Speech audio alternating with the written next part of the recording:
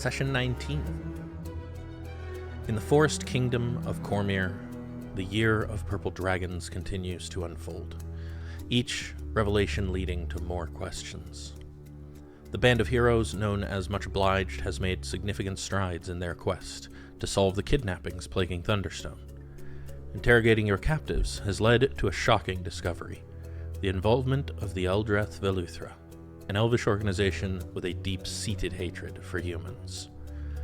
Delryar's unexpected display of claws and a volatile temper have left the group reassessing the dynamics within their ranks. A message from Mira Seasilver has raised questions about Vayne Dracohorn's possible involvement, though the evidence is far from conclusive. With your noble patron already under suspicion, it is crucial to tread carefully and be absolutely certain before attempting to shift the blame to another. Cassian's sister claimed to have more information that she'd share the next day, and Corthyndahast was admonished to tell Dame Maeve and the Purple Dragons of his plans and next steps. A mysterious message for Delryar arrived, adding another unknown to your growing list.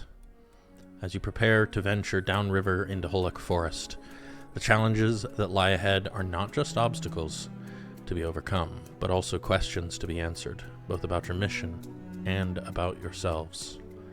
Welcome back to Cormyr, in the year of purple dragons.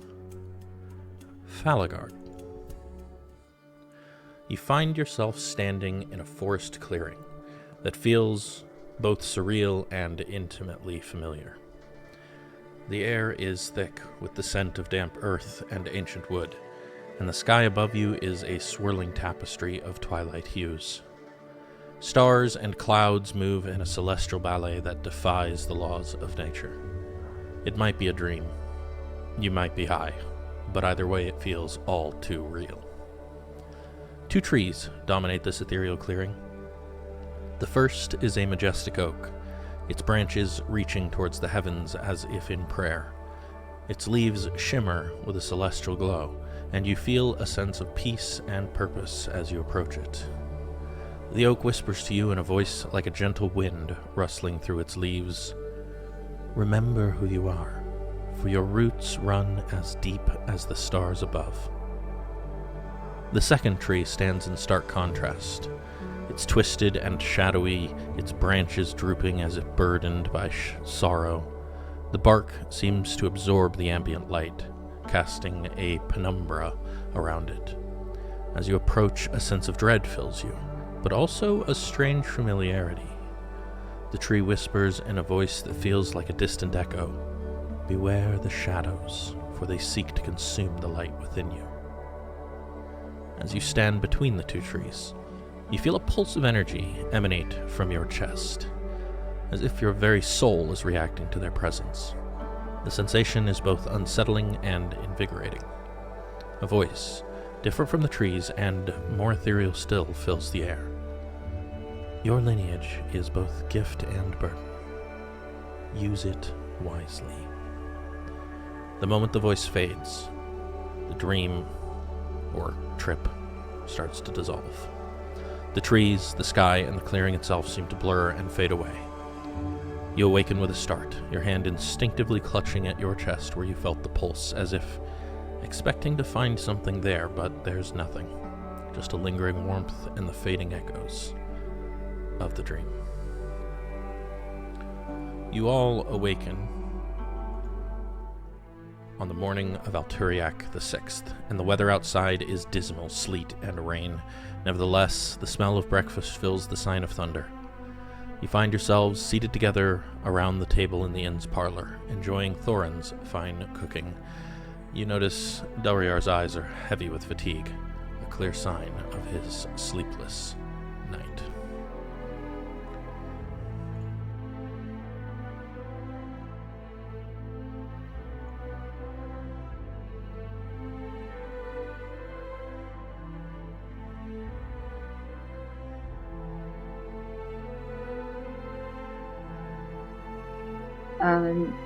I think Cassian would be content to just eat breakfast for a little bit, but when he noticed Del's clear exhaustion, he would say, Did you not sleep last night? You know we're, well, leaving soon.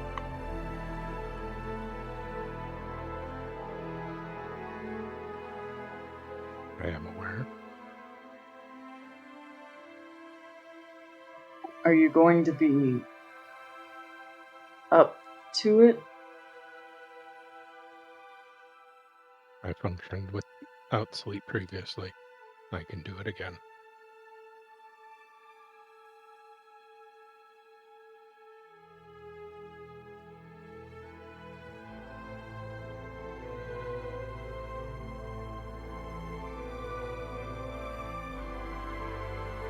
At that, Cash looks kind of like skeptical at Fig. Fig just kind of looks up like she doesn't understand why she's getting a look because there's just been food and she's very food motivated. Oh my god. Once he realizes like Fig is not going to engage, he like looks at Corthynd and like shrugs. Passing the buck. Fig didn't even know there was a deer involved in any of this. I'd have been more interested if there Oh was. my god. Deer.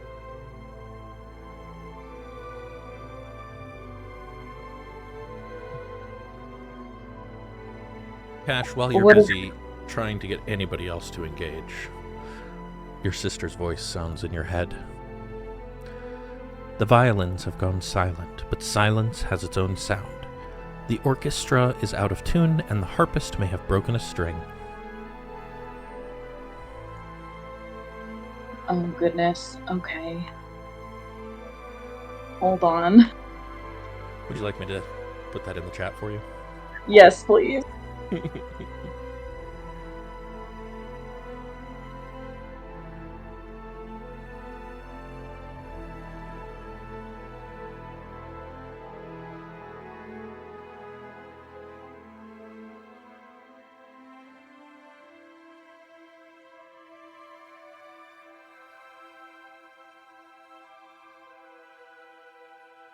Okay, I'm composing a sentence. You don't necessarily have to. You can use the stone whenever you want. Can't it only be used once a day? Each From can be either used end. once a day. No. You don't have to like immediately reply. You can choose to reply anytime during the day. Okay.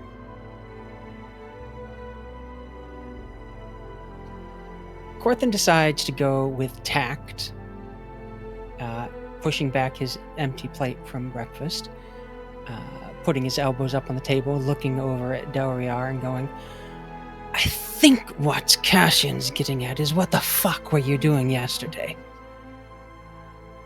Cash, like, looks like he's concentrating as he's, like, trying to think of a response to this weird-ass message, and then he just puts a hand over his whole face.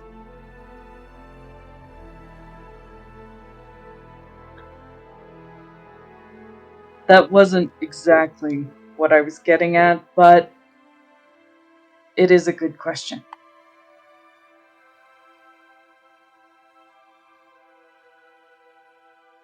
That's very tactful for Corthynd. There's no explosions involved. Nothing's on fire. Good God.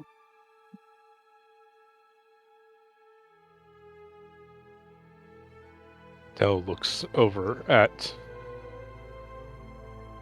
Corthynd and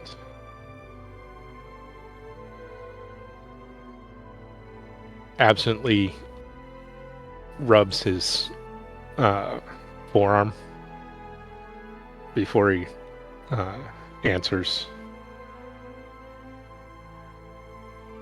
Getting answers. Perhaps we have a different definition of how one should get answers then. What answers exactly did we get? We got the name of the elves.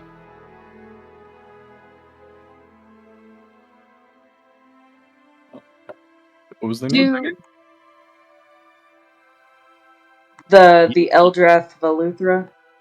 Oh, If we can even trust the answers he gave.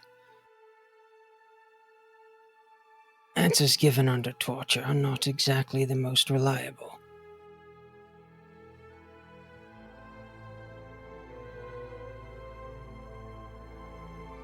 Is this behavior that we should expect? Because it seems unlike you. I know I don't know you well, but I haven't seen you do anything like that before. The claws are definitely no.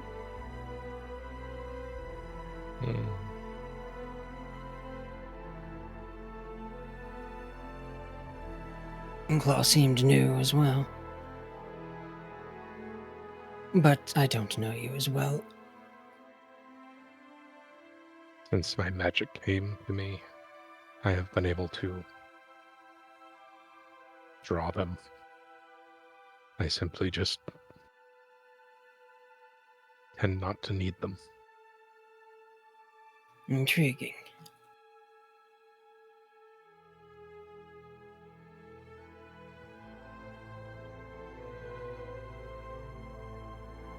you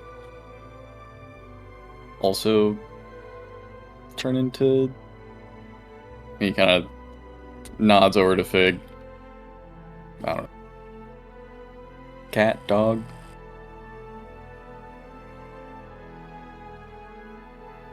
Bell looks over at Val with a somewhat physically disbelieving look.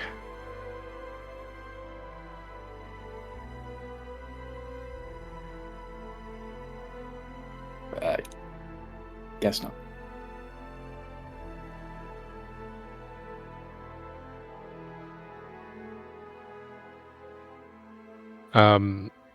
Can somebody remind me if we got secondary confirmation of the elven stuff from the Purple Knights, right? Purple Dragons? They don't have any. Or no, it was the paper. Sorry. Yeah, You we know know that Eldrath they've Valuthra has been- been active in Cormyr. That is true. Right. You also got that confirmation that the disc is a map and where that map would lead. Mm-hmm.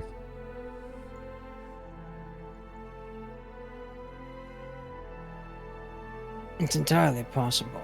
He just said the first thing that popped into his head from the paper to get you to stop the torture.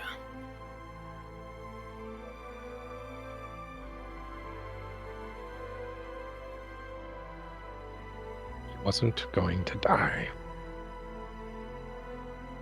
Sometimes that's worse.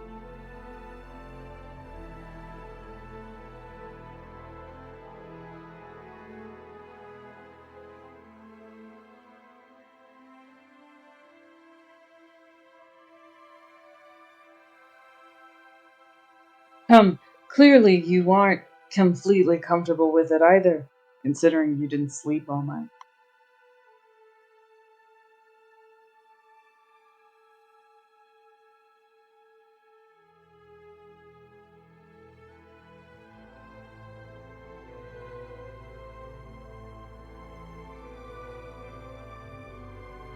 Unless you were up thinking of further ways to flay someone and leave them, and whilst keeping them alive.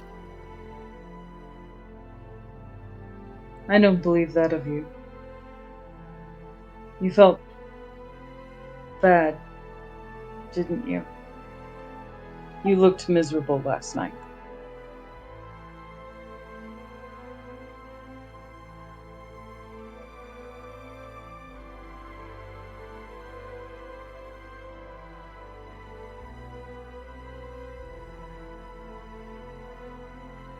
I was upset, and I forgot myself.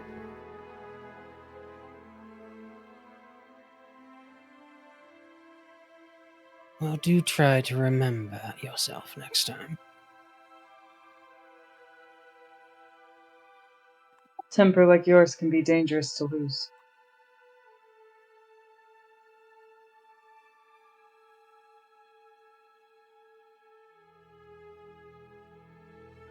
The man was taking pleasure in the idea of the damage that they were causing. It was upsetting. And you don't think it satisfied him that you got so upset over it? It's exactly the kind of reaction he's going for. Not all of us can be so dispassionate all the time, my friend, Cash says to Corthynd. He raises an eyebrow at that. Oh, I'm far from dispassionate.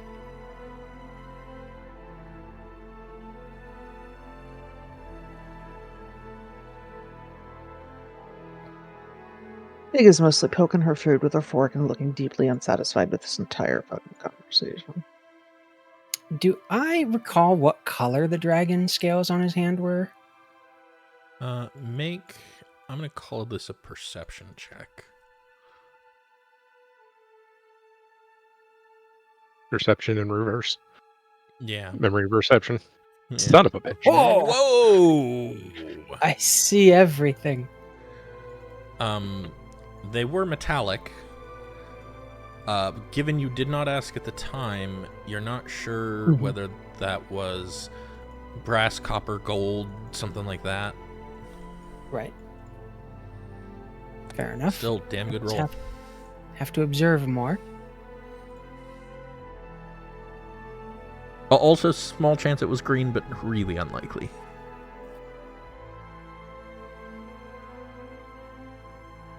But I'm sure it wasn't purple.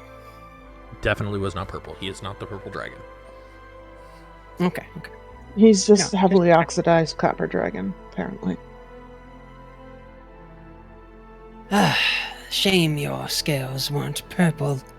That would have held a better portent.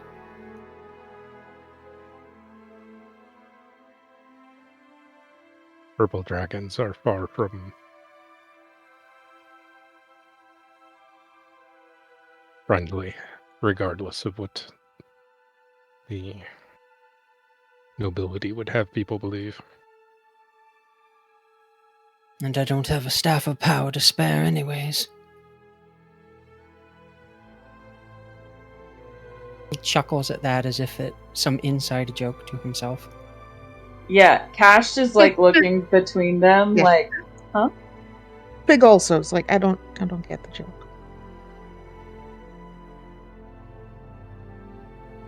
After a moment, Cash like looks at Fal and says, "Did you sleep?"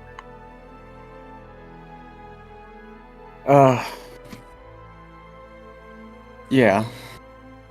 Like, I assume that Val looks a way that makes it impossible to tell whether or not he got rest. Yeah. I got some sleep, some vivid dreams. I sparked from all the chaos last night. Anything useful? I don't know. I didn't see where the kids were at, if that's what you're wondering. Nothing direct. That would be too easy, wouldn't it? Yeah. Nothing with this seems easy. And he looks over at Del. As far as last night goes, it's done. Nothing we can do about any of it, so. Now that is good advice. Plenty that can be done. Nothing that can be done to affect the past. Well, not entirely true. Nothing we can do to affect the past. Again, Cash looks at him like, huh? Because the mysteries of the arcane are extremely mysterious to him. Just to do better. Or at least discuss it first.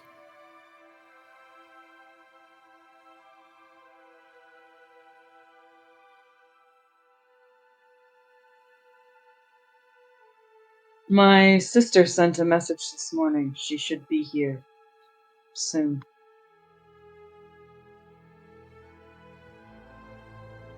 Ah, is it good news? Honestly, her message to me was mostly nonsensical. I'm hoping that she's more level-headed when she gets here. Care to let us in on the message?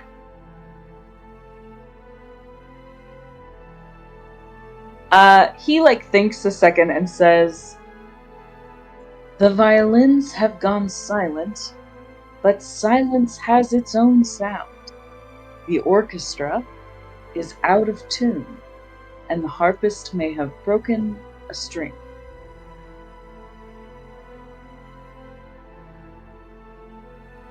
My sister fancies herself a poet.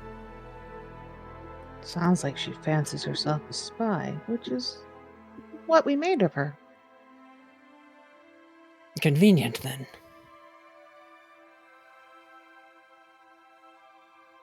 If we assume the harpist is who we've been going after, I a broken believe string so. would mean a hitch in the plans or loss of Del, something just important. then, a voice sounds in your head. Oh no, Thaelond, my brother. How did you get his stone? I'm frightened and not sure what to do. He told me he'd return for me.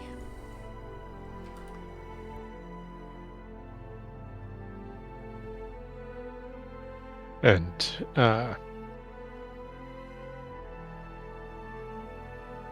Del just cut off mid-sentence as the message came in and sort of tilted his head to the side as if listening to something.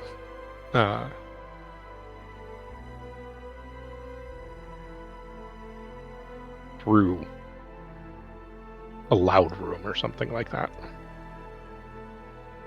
Cash recognizes this posture. It's And- obvious that it's ascending. Yeah. Immediately is like, oh, this is what I looked like 10 minutes ago. Oh no, he's broken. Being able to communicate with your sister like that is very convenient. I wish my mentor would choose that method instead of the ones he employs. What does he employ? Well, sometimes he just shows up and then leaves again. Your mentor is a very powerful wizard, is he not? Yes. And he shows up here. On occasion. And he doesn't think that perhaps we could use his assistance? That's why I'm here. Cash blinks. And then, because he is tactful, goes back to eating his breakfast. He has presumably far more and many more busy things to deal with.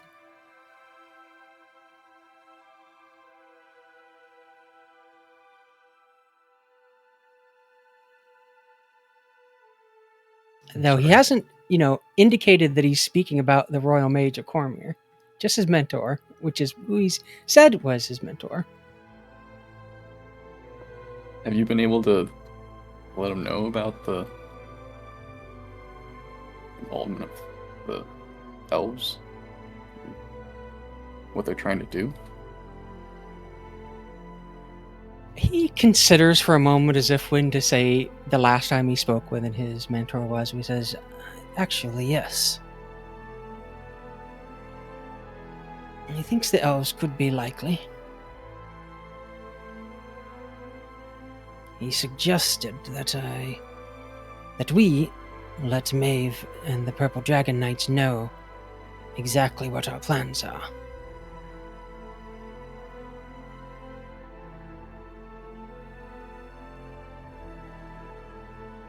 Val looks a bit disappointed at the mention of Maeve and the Purple Dragons. Got it. He seems to think I may have been devaluing their ability to contribute. You didn't do that, they did. They told us outright that they don't have the manpower to do this. Not to do this, but think about the consequences the last time we left town. If they're forewarned, then they'll be able to deal with the populace better. You'd always make sure they have the rest of this list of potential targets. Unless, of course... I mean, we're all aware that someone in the Purple Dragons could be a traitor, right? Anyone could be a traitor. We don't even know each other that well. Any of us could be involved. In theory. It looks so just genuinely distraught at the idea that anybody could think she's involved. Cash, takes a hard look at everyone around the table and then says, I could be wrong, but I don't think any of you are good enough liars to do this.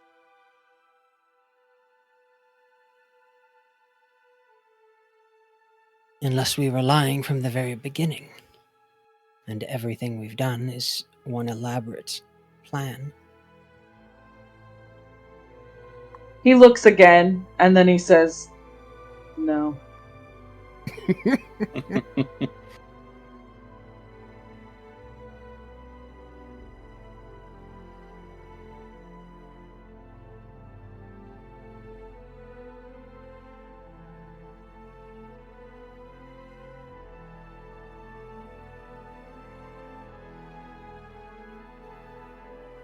So it's on my plans for the morning to go back to the Dragon Knights and personally let them know what we'll be up to, as well as give them location where we're going.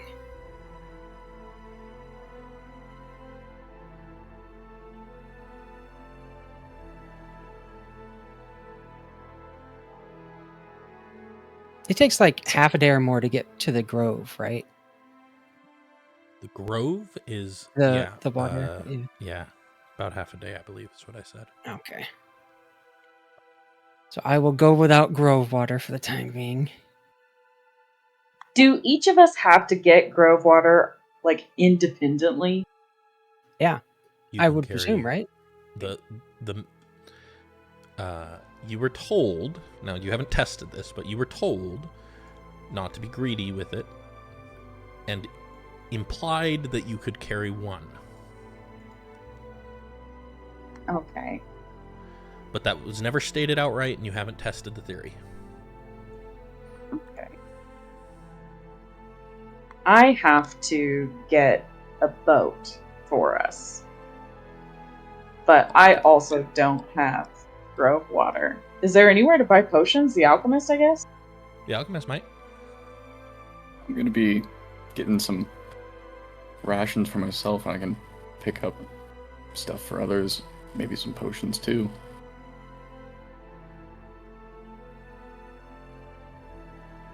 I have rations left from when we went on the road, I think. Are they on your sheet? They should be in the... Or in a place where you have them stored? Yeah, I'm looking for that place.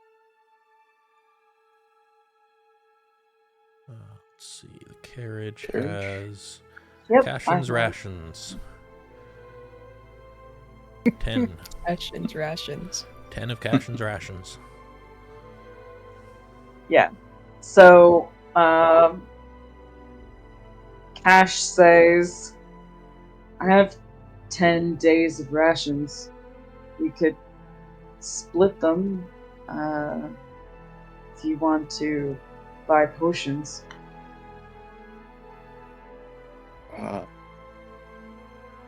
Sure. Does everyone else have rations, or is that effectively 2 days for all of us? Quite a few. I think about 15 days worth. Whoa. What did I do with all my food? Okay.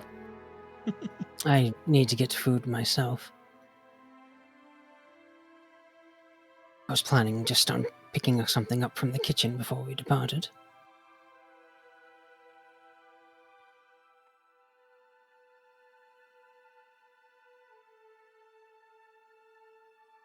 Okay, well, Are we sailing the ship by ourselves? Or are we chartering something? Depends on what I can find, I assume.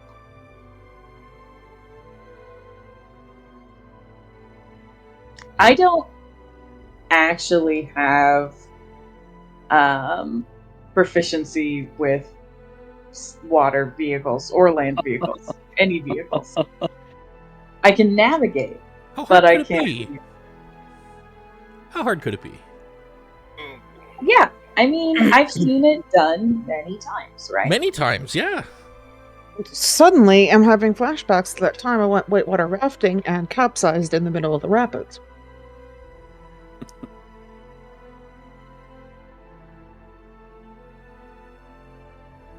I'll pick up some life vests while I'm out.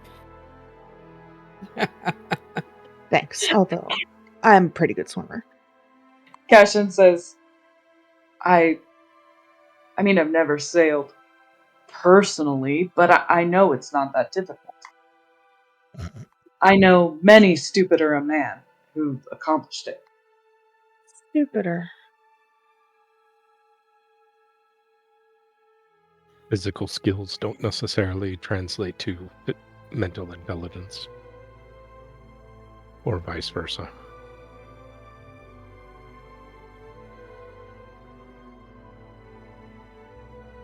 It might be best if we don't have experience in it to get somebody to take us this time.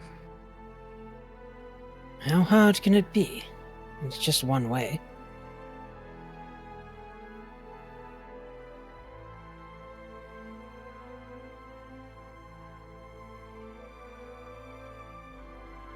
Is it one way? Are we not chartering the trip back? I suppose there is that. Well, that's Suppose only that one way depends on too, what we just the other find. way.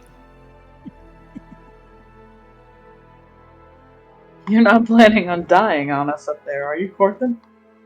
Each way is only one way, just the opposite direction. You know the river only helps you with one of the directions, right?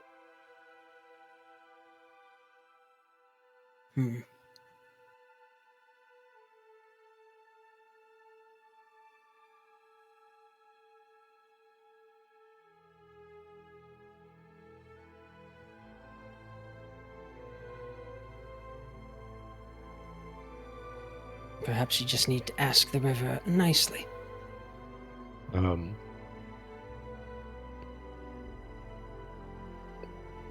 Rye crowns are worth 10 gold, right? Yes. Okay.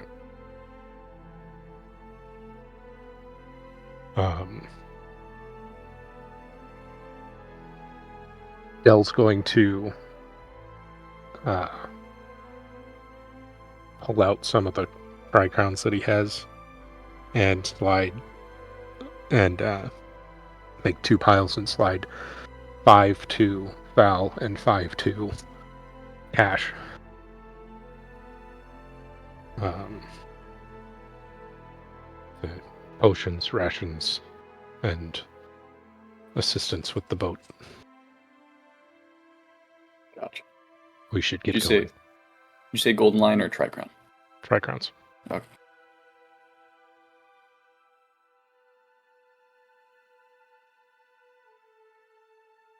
I didn't see a way to give coins the same way we can give items. Oh, All good. So I don't know if it's something that's implemented or not, but I took 10 off mine.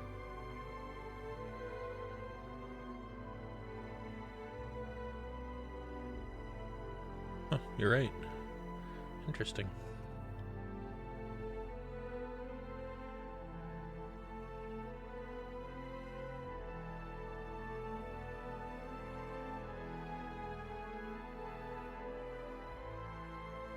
All right then. Rob, you heard that too, right? You got 5. Mm-mm.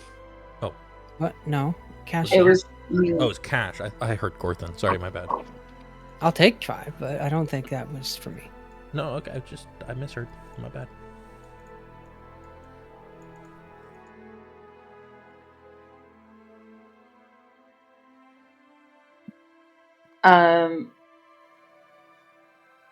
Ash is going to take. Did you tell me last time how much chartering a boat would normally cost? In your experience, it's going to cost you about 1 silver piece per mile per person.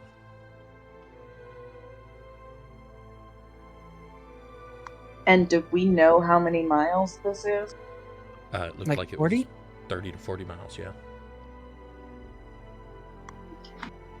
So all up, you're looking at about 20 gold. One way. Okay.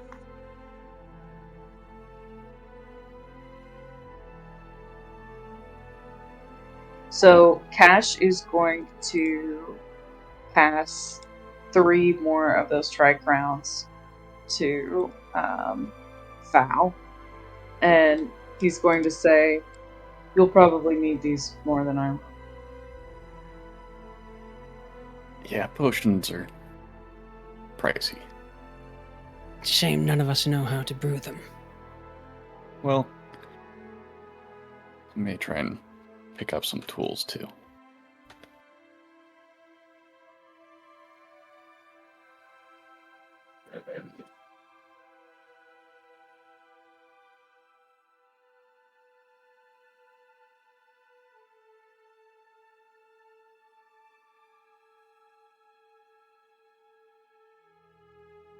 Let us be about it, and so we can get moving.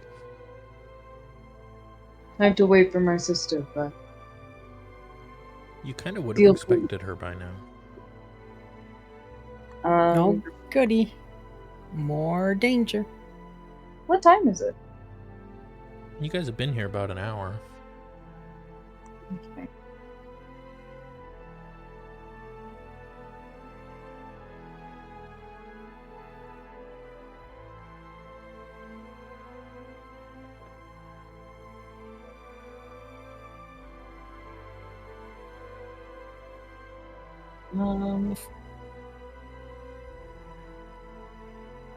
I don't love that.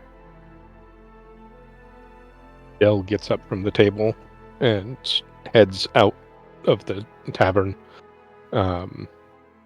His food is actually untouched.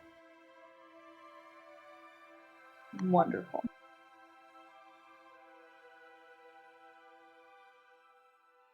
Once he's gone, Corthynd will say to the others, we should keep an eye on him. He doesn't look well, for sure.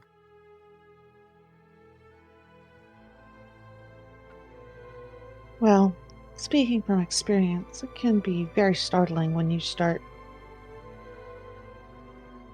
being differently shaped than you're used to.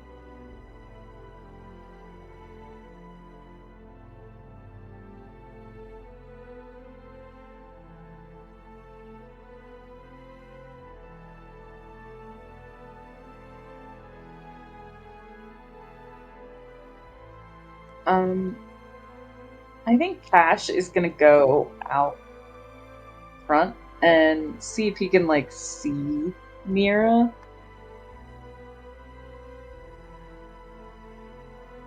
like coming down the street or anything? Nope, you don't see her. Streets seem pretty empty given how bad the weather is. The front is down here.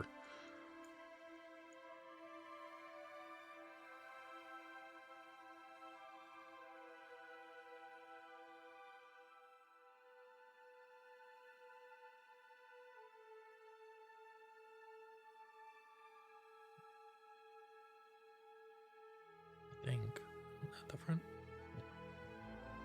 There is Yeah. no front. Yeah, just go to your left. This is a porch that you're standing on. If you just go left, you'll come out. Does it not let you? No, token collide. What?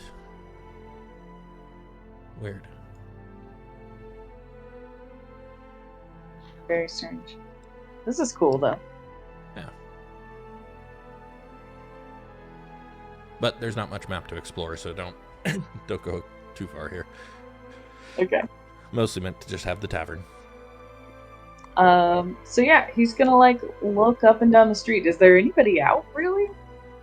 No, not really. It's still really nasty sleeting weather. The occasional person is, running here or there because they have to, but nobody seems to want to linger in this weather.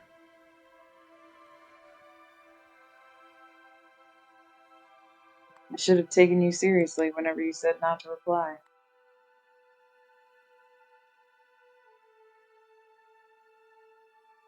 I didn't say don't reply. I said you don't have to reply.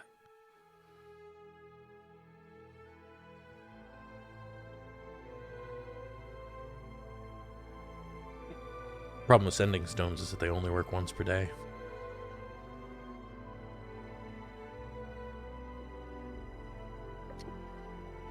I think he's going to quickly like jog back to the table and say,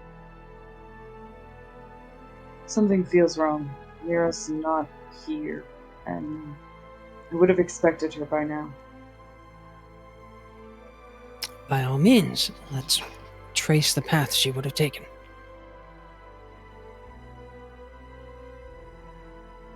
I don't know that we all need to, but whoever wants to assist, please.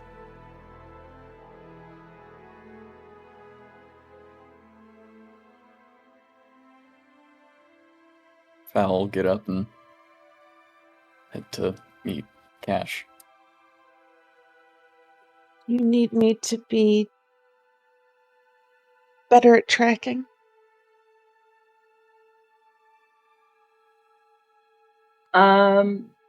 Cash like looks thoughtful and he says, "Do you remember her scent?" Do I? It's been like a week.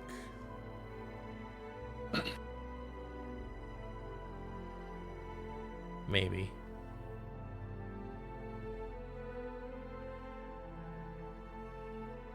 What should I roll? You'll have to roll when you start looking for her scent.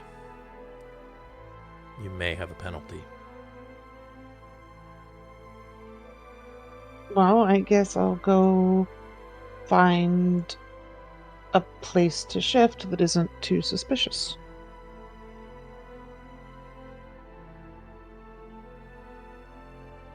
Okay.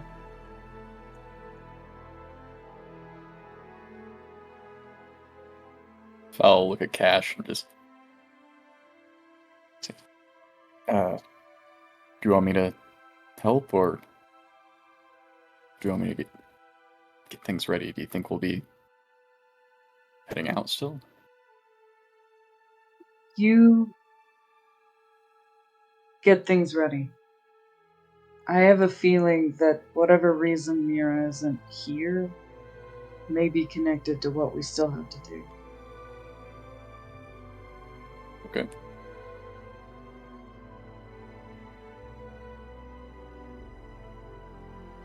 He'll take off to go do some shopping. Okay. So who all is going with Cash? Corthyndahast. Woof. Looks like everybody but me. And And Oh, Del. yeah, and Falaghard. so what are you Yeah, doing? screw Del? that.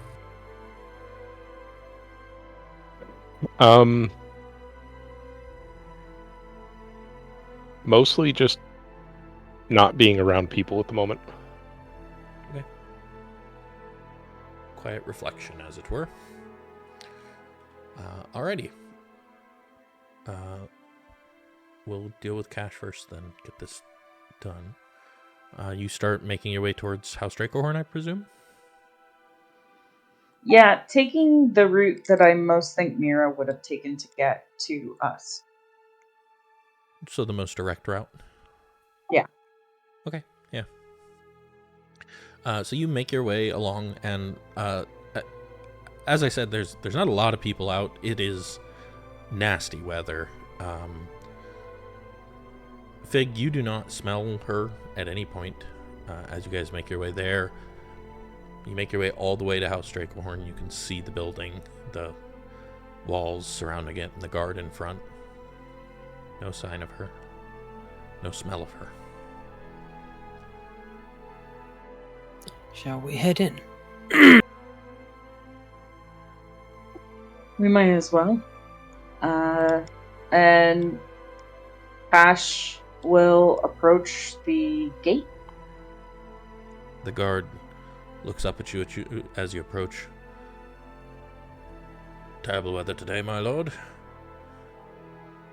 Indeed. I'm here to see Lord Dracohorn's ward. Have you As an it were. invitation? Apologies, but she's family. You understand. I do understand. Wait here, I'll see if Lord Dracohorn will accept you. He turns and heads inside.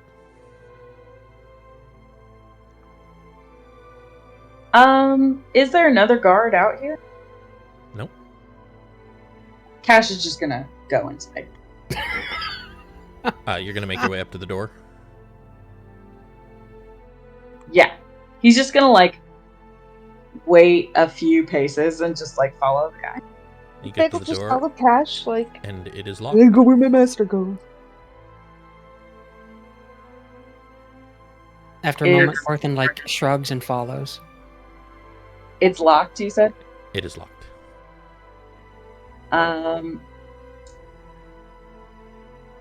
Is there anyone else on the street? Here and there. He's gonna put his ear to the door to see if he can hear anything. Make a perception check.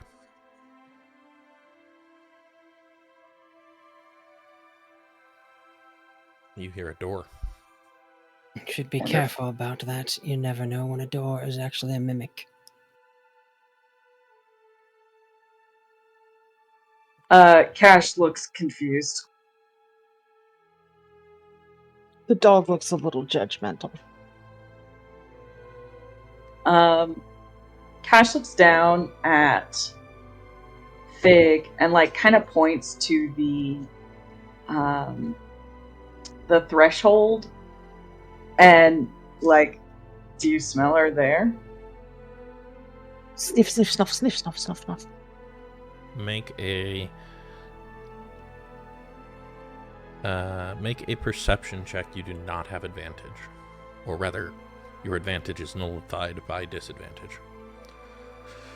You do not. Rain.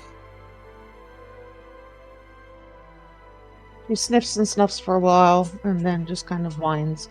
But this is not the same thing she did when she was trying to tell you she could smell Mira before. Okay. Are we waiting for the guard, or are we going inside? The door's locked. I could pick it. Just then, you hear the lock start to turn. He takes a step back. The door opens, and the guard starts to step out and then stops and is like, "Oh, my lord, I asked you to wait at the gate." So sorry, I misunderstood. Is this not the gate? This is the door. The gate is... Never mind. And he steps out, followed by a mousy young woman with brown hair, who gives you a shy smile. And the guard says, this young woman was instructed to give you a message. Cash bows very politely and says, "Please." My lady gives her apology. She is busy at the moment entertaining Lady Veronica and is unable to join you. She says that you should have everything you need this morning. Can I snuff this lady and see if I trust what she's saying? Are you asking to make an insight check? I'm asking make whatever check would be, do her chemo signals seem like she's lying? That would be an insight check still. You do not get advantage for being a dog. She seems calm, maybe a little annoyed.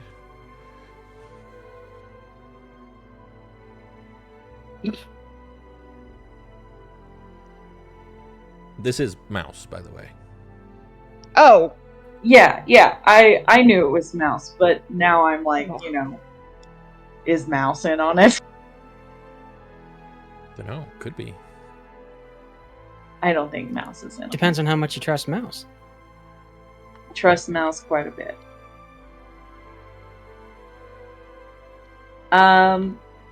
Cash will... Okay, so Cash knows can't. Thieves can't. Mhm. Which, in my understanding, would You're going to be involve... speaking common, but you're going to be speaking common slightly slant, like Cockney rhyming slang, so that people around you won't quite understand what you're talking about. Or maybe they'll think you're talking about something completely different. And may or may not involve hand motions. Right. I was wondering if it was possible to talk to her and use my hands as well, so that it looks like I'm asking her about the health of Lady Veronica, but in actuality, I'm asking her if Mira is safe. Sure, you can do that. So what do you actually want to say? What do you want the actual conversation to be? I want the actual conversation to be, is my sister safe? And why didn't she meet me like she said she would? And she replies to you that she is very safe, and she never said she would meet with you. She said she would send you the message.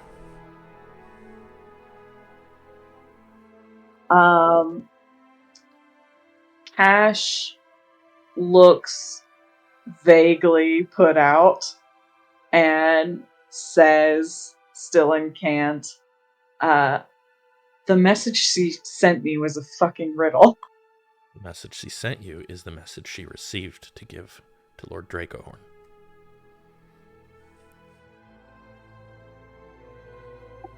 He looks dumbfounded. And then says... Are any of us able to tell the difference? You're not with us. I just wanted to, make sure other people were.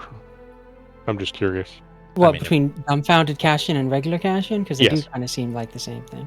If Corthynd wants to make an insight check, he was welcome to.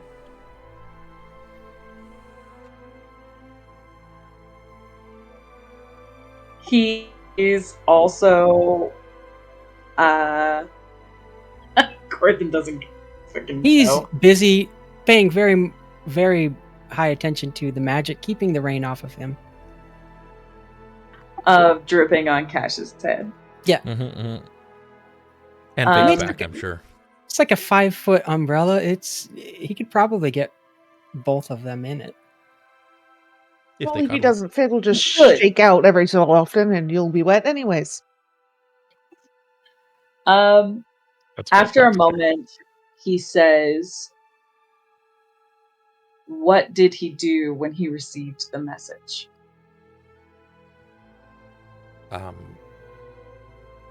She kind of shrugs a little and says, "Seemed to take it just fine."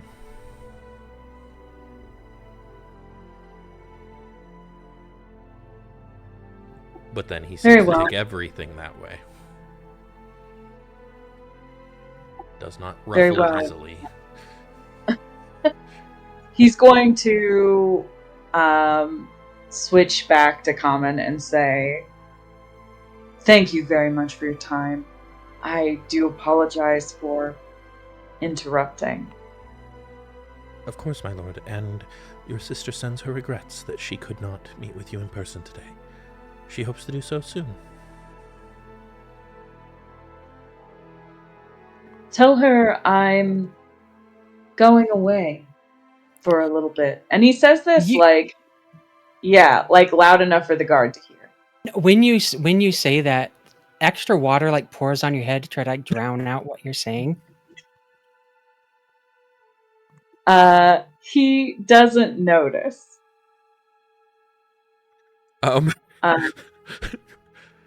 Mouse does notice. She glances at you, Corthin, and then looks back to Cash and nods and says, "Very well, then we will hope to see you again soon."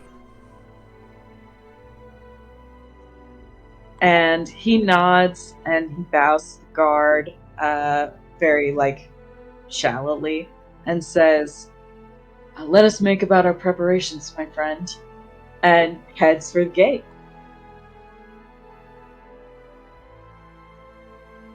And once they are out, back out into the street, he'll say, "We need to visit the purple dragons right away."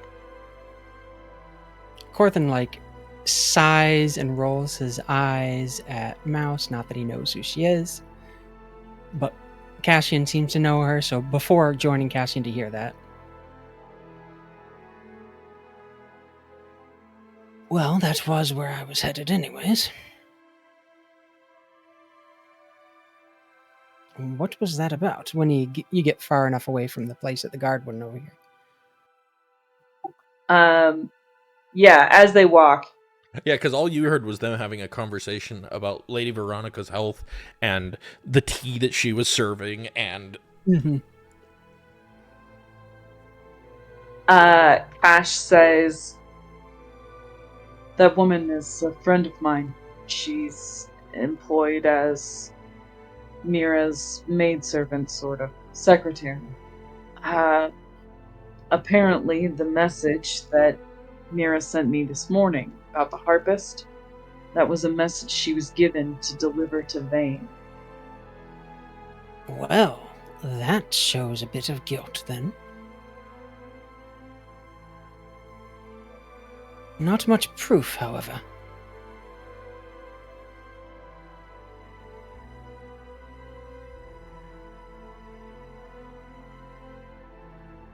I think it's best if we share this information with the purple dragons and then get on our way as soon as we can.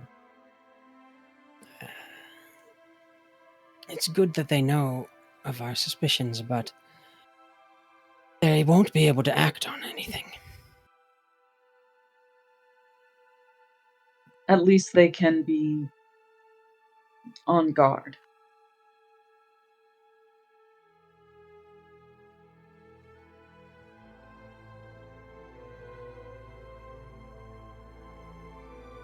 Do you guys stop by an alley so Fig can change back, or are you just heading straight there?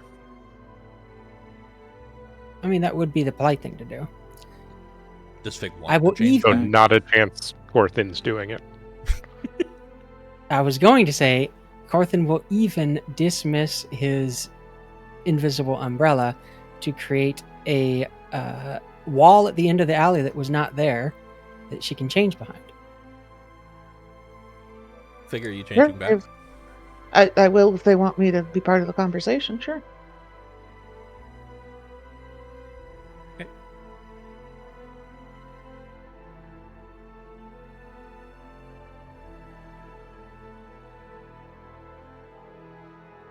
And once you're back to a humanoid form, and Corthin recreates the floating umbrella over his head and prestidigitates the water off of himself again, he'll say, "If you wish in the future, and you want to change forms and I'm around, you could try and play it off as if I'm changing your form with magic." I don't know if that's any better than me doing it to myself, to the people around us, but It could be great fun, like you're a street magician. I refund? No, not refund. What am I? resent? Rescind? Do you resent that? Rescind. There you go. Thank you. I rescind the offer then. Street magician. The very thought. And the rest of the way to the purple dragons, he will grumble about how street magicians are just a disgrace to the art. Listen, Yes. I'm not sure we should tell them Lord Dracohorn's name specifically yet. Why not? I don't know. We don't have any hard evidence right now. We have hearsay, and I'm worried that if they know,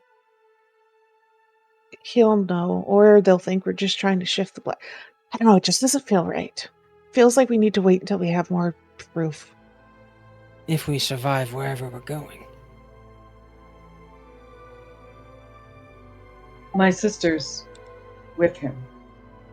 If we leave and something happens, I want someone to know.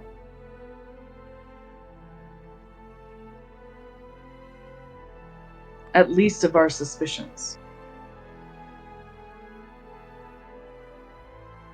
Okay. If you want, we can ask to speak with Maeve alone.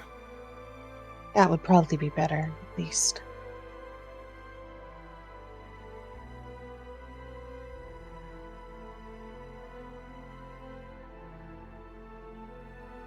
I'm fairly confident of her non-involvement, given how bad this entire event makes the Purple Dragons seem.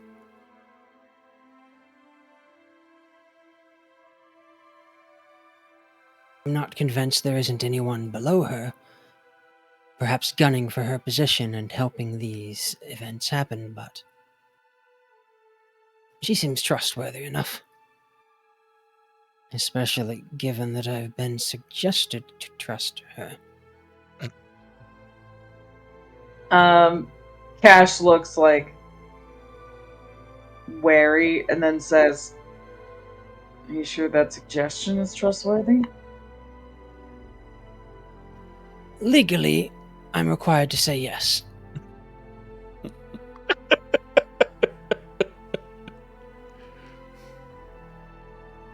It just kind of looks like she lost at the third of the conversation somewhere and isn't sure where it went.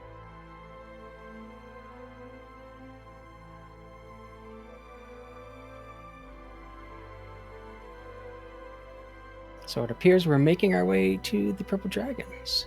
Down. All right.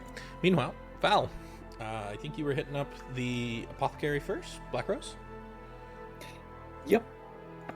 All right. You make your way into the Black Rose Apothecary, and there is, at present, a young man, maybe an older teenager, behind the counter.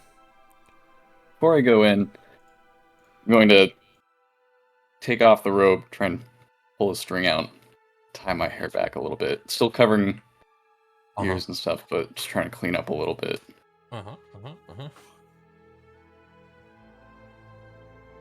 Then I'm gonna walk up to the young gentleman here. Welcome to the Black Rose Apothecary. How may I help you? Doing my best Corthin impression. I'll say, hello, good day, sir. I'm in the market for some potions and perhaps some alchemist supplies. I've heard good things about this establishment. Yeah, we've got that. What sort of potions? Potion of healing, to be specific. Ah, simple potions of healing. Those go for 50 gold a pop? A piece? A bottle. Wonderful. And alchemist supplies? What is the price on those? 50 also. About the same, really. I see. Well, considering I'm purchasing a handful of potions here, do you think we could work out a discount for my continued patronage? A discount? 20% perhaps. Whoa, 20%? How many potions are you buying? 5, but I also just want to point out my crafter feat that gives me a 20% discount on any non-magical item purchased. Oh, snap. Can you just pop that in the chat for me? I don't recall that, but I would like to read it real quick just before I continue. Yeah.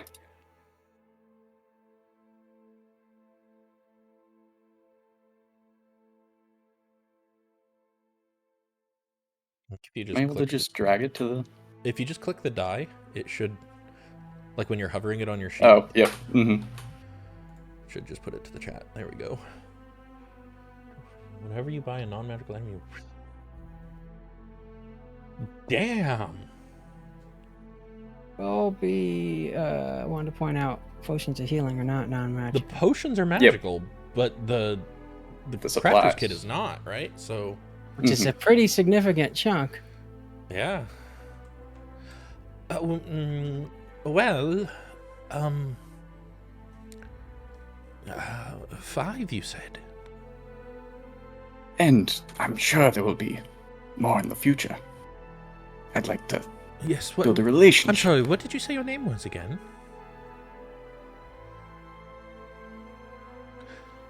He asked this while he's turning around gathering the potions, by the way. He is collecting them. I just in Fal's head.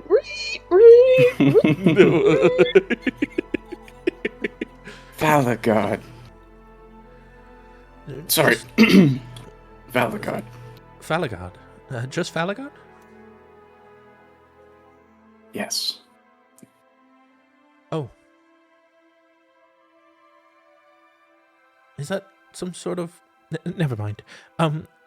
5 healing potions, and he lays them out, and an alchemist's kit, which he also places on the table. For... well, I guess that would be 290 lions? Very well. I'll hand out the tri-crowns first. Oh, tri-crowns. So, 23 tri-crowns. And then 60 lions. 60 lions, yep. He doesn't even count it. He just looks agog as you just drop all this cash on the counter. Well, it's a pleasure doing business with you, Mr. Falaghard. Likewise. Do you? I'm sorry. Would you like those bundled for travel? That would be lovely. Right. And I'll what get was your right on name? that. My name is Lysander Willowbrook. Lysander. I'm Master Blackrose's apprentice. Well, give my best to Master Blackrose as well. I will. Of course. Yes, of course. Mr. Falaghard. And he begins hastily bundling these in butcher paper, basically, to make sure that they're not just going to break on you. Ties them off with some twine, slides it across to you. Is there anything else I can do for you, sir? That should do perfectly for today. Perhaps in the future. All right, then. Thank you. do come back. Of course. He'll leave and quickly untie his hair and throw the robe back on. You've got five healing potions and an alchemist's tools on your. Go ahead and put those on your sheet. Okay. That impression was wonderful. That was so good. Oh, cool. Really well done. I was busy dying, or trying not to die. Where to next? Rations. Rations, so just a general supply store next then. Yeah. And this time I'll look as ratty as possible. Absolutely. It's gonna be like this time do me, imitate me. They're non-magical supplies too, so you still get your 20% discount. Yeah, I'll try and look haggard and walk up. Do you have, food? Food that can last a bit? Yeah, well, we've not really a food store, but we've got rations, adventurers travel rations. Oh. I've got a lot of mouths to feed. Fish is pricey. That's true. Well, there's these.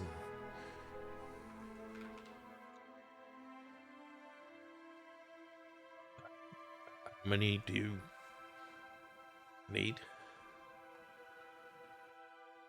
10 days worth?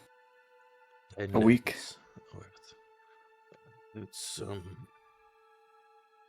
normally that'd be about 5 gold. I don't know if I... For you, I'd make it 4. Would you... Oh, thank you. My kids, thank you. Yeah. Right then.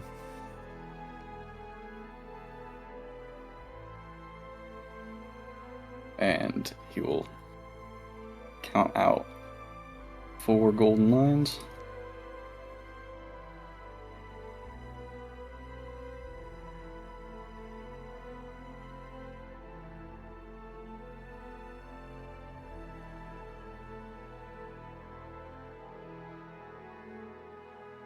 Bless you. Have a good day. And you? He'll stumble on out of there and head back. The Sign of Thunder. All right. Meanwhile, Del, you doing anything or still just hanging out along? Nope. Okay. Meanwhile, then, we make our way to the barracks, where Cedric is in the front, looks up when you 3 enter. If it isn't much obliged.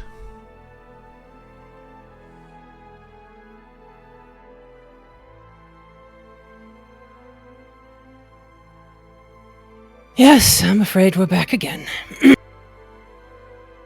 I know it's the highlight of your day. Oh, every day I look forward to you gracing our doorstep with your presence.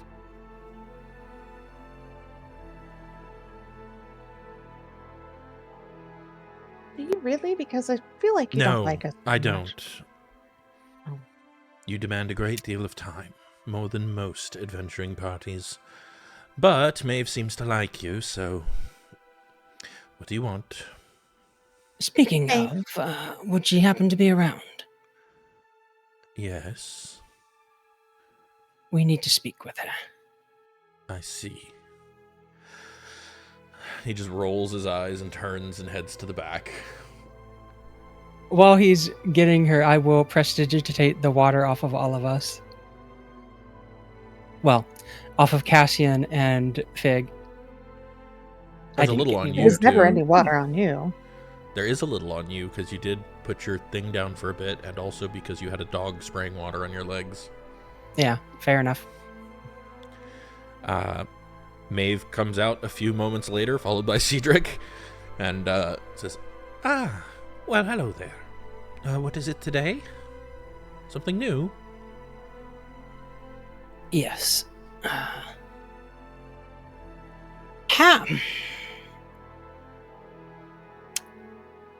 Can I insight on Cedric to determine how much I trust the man? Sure.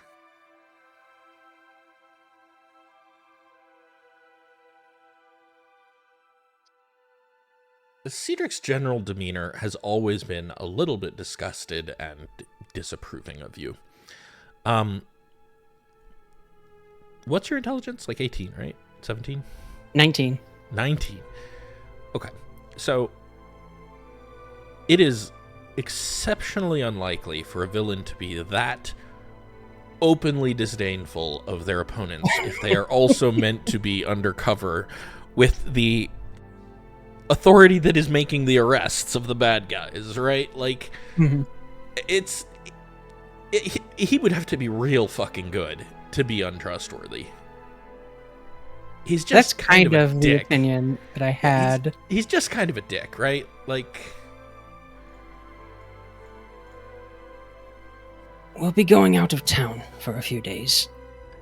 Perhaps more if things go badly. I see. And you're informing me just in case something goes wrong again? I look around to make sure there's like no one else in the room. There's not. And I take out the map. The 5 of you. And unroll it. We may have found where they're being held. Cedric. In the meantime, Fig digging through her journal to get the list of potential targets. Uh-huh. Cedric looks a bit surprised and leans forward to like look at the map because he's nosy as fuck.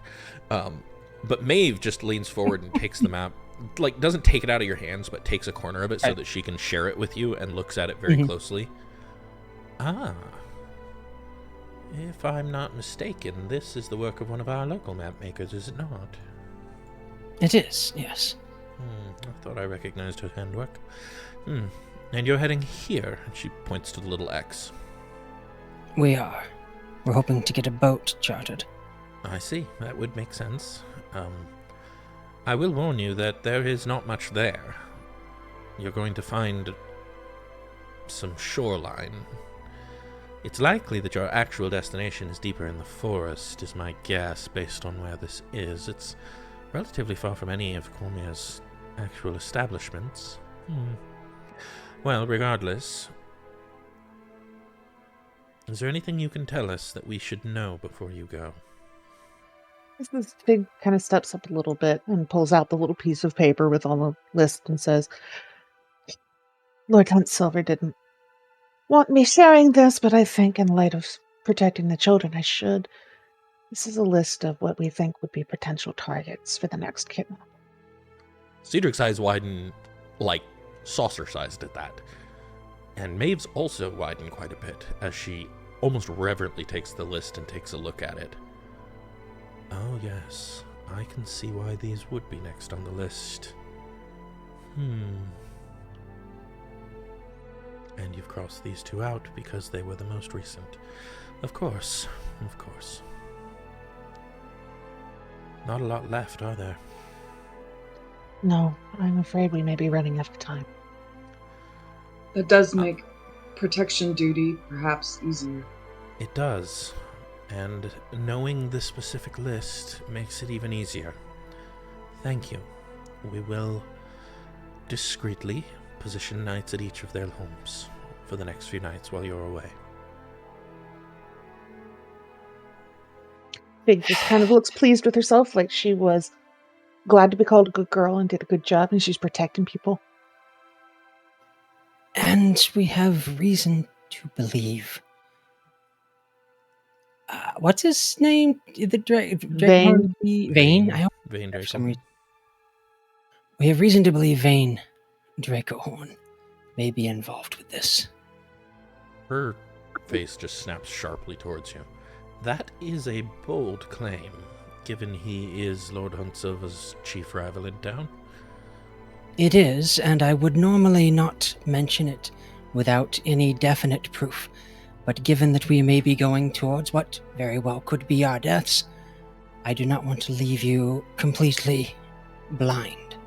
I would appreciate if you could give me any reason why I should suspect Lord Dracohorn. Cassian will relay not only that his sister is currently... He doesn't say who his sister is, just says that his sister is staying with Lord Dracohorn, was given this extremely cryptic message to pass to him, includes the word harpist, when the person that we're tracking uses a harp symbol as their signature, and also shares that he has seen Vayne Dracohorn in the possession of the drug Dream Mist. And we know that Dream Mist has been used to knock the kids out, because I Yes. smelled it. That is a very long list of circumstantial evidence, but not that I'm ignoring it. I'm simply pointing out. We're I aware. did- If it was more than Yes. circumstantial, we would have been here by now. I understand. I'm not saying you've done anything wrong. I'm merely pointing out that none of it is actionable, but all of it is enough that I wish you had brought it to me sooner. Well, I think all of us were a little worried about further spurious claims. Which is reasonable, given the state of things. Your sister's hair is similar to your own? Indeed, we look very much alike. I'm sure you do, sir. And she, emphasizes the word sir. It may have given the Cassian- game away. Cassian shrugs and says, "It's not impossible to discern who we are just from looking at us, I know.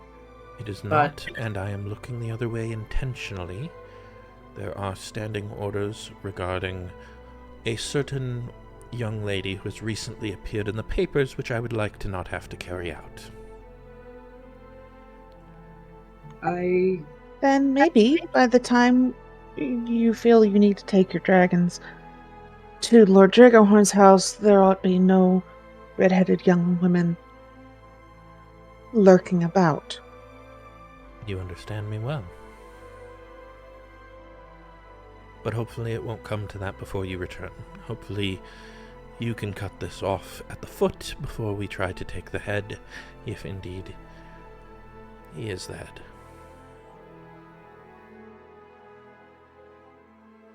In I think truth, it's unlikely that he's actually Harp, considering he was receiving news of Harp. I don't think Harp is the head. I think this goes far beyond one man. Yes, Even a man yes, as powerful as this Dragonborn. dark one as well. Regardless, I think it would be best if you go and do what you can with this, and she motions towards the map, and return before I am forced to take action. But nevertheless, we will watch the children, and if we are given reason, take action against whomever we must. Excellent. I have the greatest faith in you. He squints Please. just a little at that. Please convey everything we've found to my replacement once our bodies are never found. No faith in yourself? When going up against the Eldrath Veluthra? No, not particularly. Interesting.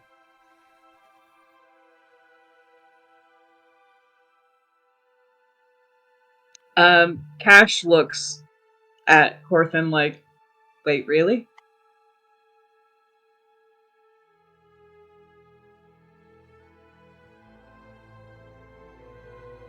I'm not planning to die. If it happens, then I guess I'll deal with that then. Prepare for the worst. That's what I always say. Wise. No And wonder for the you're so best. cheerful. Well, I, at least, shall say a prayer to Lady Tamora for you. You are, at this point, our best hope. Would that they had sent actual war wizards to investigate this matter, as they should have, but you have thus far proven adequate. We do have a bit of a shortage on those. Yes, ever since the war. Nevertheless, good luck. Hearing Well, a dismissal, Cassian is going to get up and start to leave. Corthynd will nod and leave.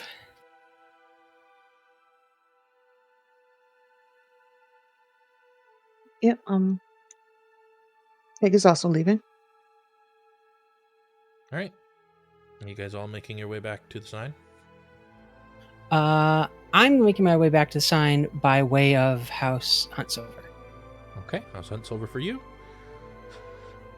Big and Cash, where you heading? I'm going to find a boat. I will On go a back boat. to the sign so that I can collect my resources and make us some travel rations kind of thing. You're going to do your cooking trait. Makes sense. You might need to buy some ingredients, right? Okay. Or do you have them yeah, on your sheet? probably. No, I don't have any. I have the tools, but not any ingredients. So yeah, I'll stop by the market and grab some ingredients. How much would they cost me? So food normally costs 5 silver. Ba-dum-bum-bum. So you would need to pay at least 2.5 silver per day's worth of food that you are preparing. So if you're going to do everybody 1 day, that would be 2.5 gold. How many days or 3 days of travel we're expecting? You're expecting 1 day of travel on a ship, followed by who knows how many. Well, I will make it 2 of the granola bars for everybody, which should be 5 gold, right? Are you doing the short rest one or the long rest one? Do I have time to do the long rest one? You guys mentioned possibly taking a long rest on the ship. Yeah, but I can't. And it only Bake takes on 1 hour of work to do that. Sure, I'll do the long rest one. We'll Okay. figure it out. Cool. Yeah, so that would let you guys all start. If you do that, and then have everybody eat one after they take their long rest on the ship, assuming you guys get one, that gives everybody the temporary hit points to start the next period before a long rest. Yeah. Okay. So call that 2.5 gold. Wait, you can do a number of treats equal to your proficiency bonus. So you can do 2 total.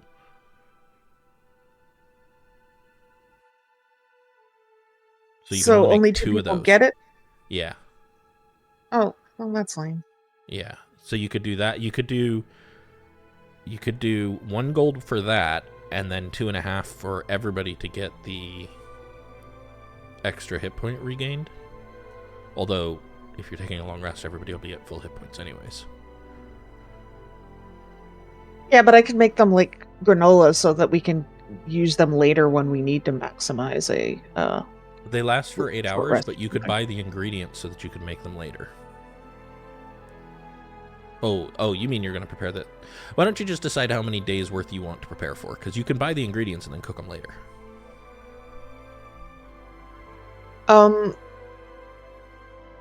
Just 2 days, I guess, but I'm 2 days confused about What are you confused about? the. Suddenly, I can only make 2. You can only make 2 of the one that lasts that gives temporary hit points. That's what Okay. it says in the feat. You can cook a number of treats equal to your proficiency bonus. These special treats last 8 hours after being made. And then for the short rest one, the one that lets you regain extra hit points, you can do 6 at once Okay, well, let's just do then the 2 of the long rest ones and 6 of the short rest ones, and however much that costs me. So that would be 3 plus 1, 4 gold. You could also get, like I was saying, you could get the ingredients so that you could cook that again later. It only takes an hour to do the long rest ones, right? So I can't get my head around being able to. I can't get my head around the logistics of that regarding keeping the ingredients fresh and cooking on a ship. So I think we should just do the 4 you gold don't option. necessarily have to cook them on a ship. You could get, like, you could buy oats, right? And then just have a bag of oats. And then prepare those whenever you get an hour to do preparation. Sure. Okay. How much It'll be more would that be? a gold for every 2 that you want to make.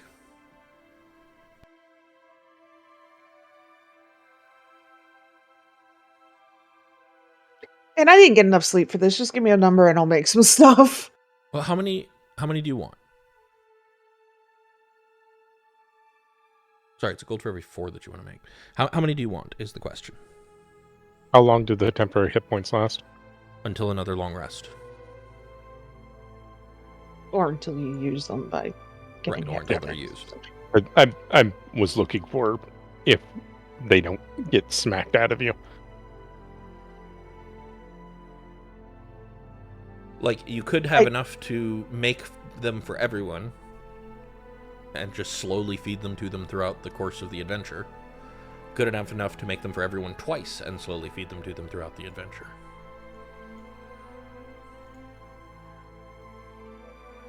Sure, let's do that. Okay, so that's 5 people. Times 2 is 10.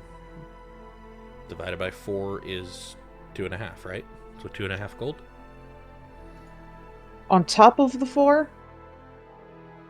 So it is that is 2.5 gold would get you enough to make the ingredients. To make the temporary hit point granting treats for everyone twice. If you then also wanted the short rest food, that would be another 2.5 silver per person per meal.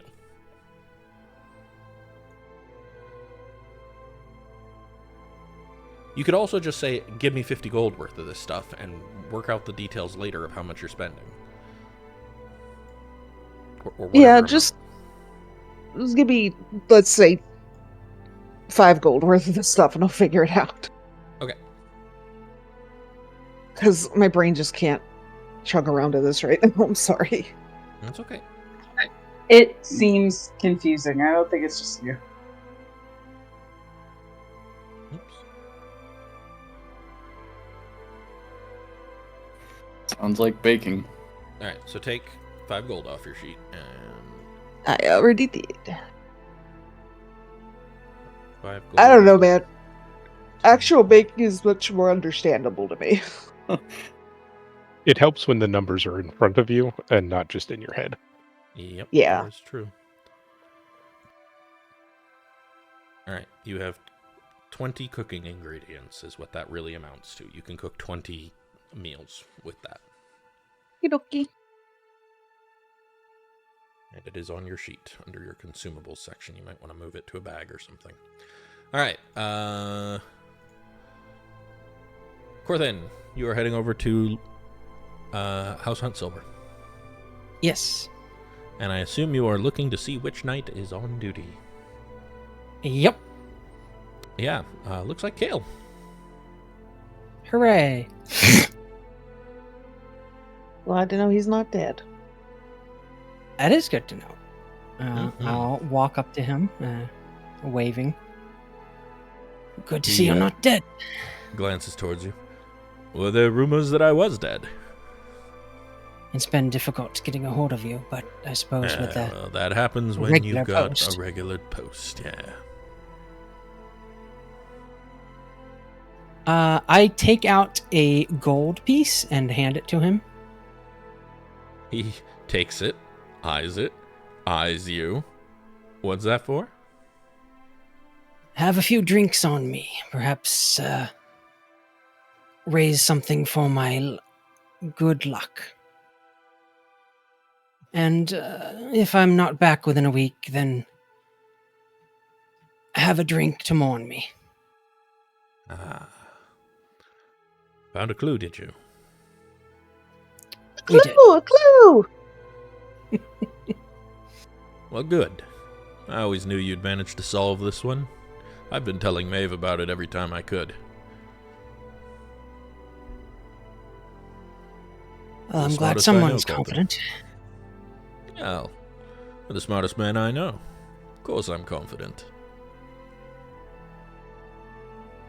Well, that goes without saying, obviously, but... It doesn't get out much. Ouch. He goes to the bar, like, every night. That's out. That's technically out. I'm not Take care of confident. my case. You're not confident. Not in my ability to come back from this unharmed. Of course you're gonna be harmed, but you'll be alright. You're made of stern stuff.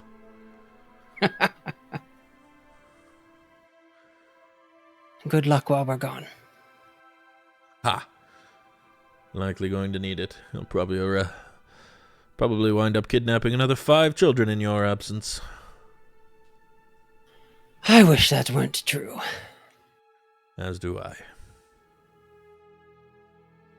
Could be worse. How?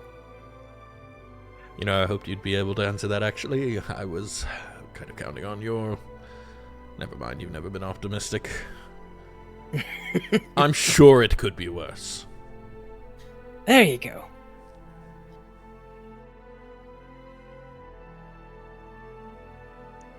Take care of yourself, Corthyndahast.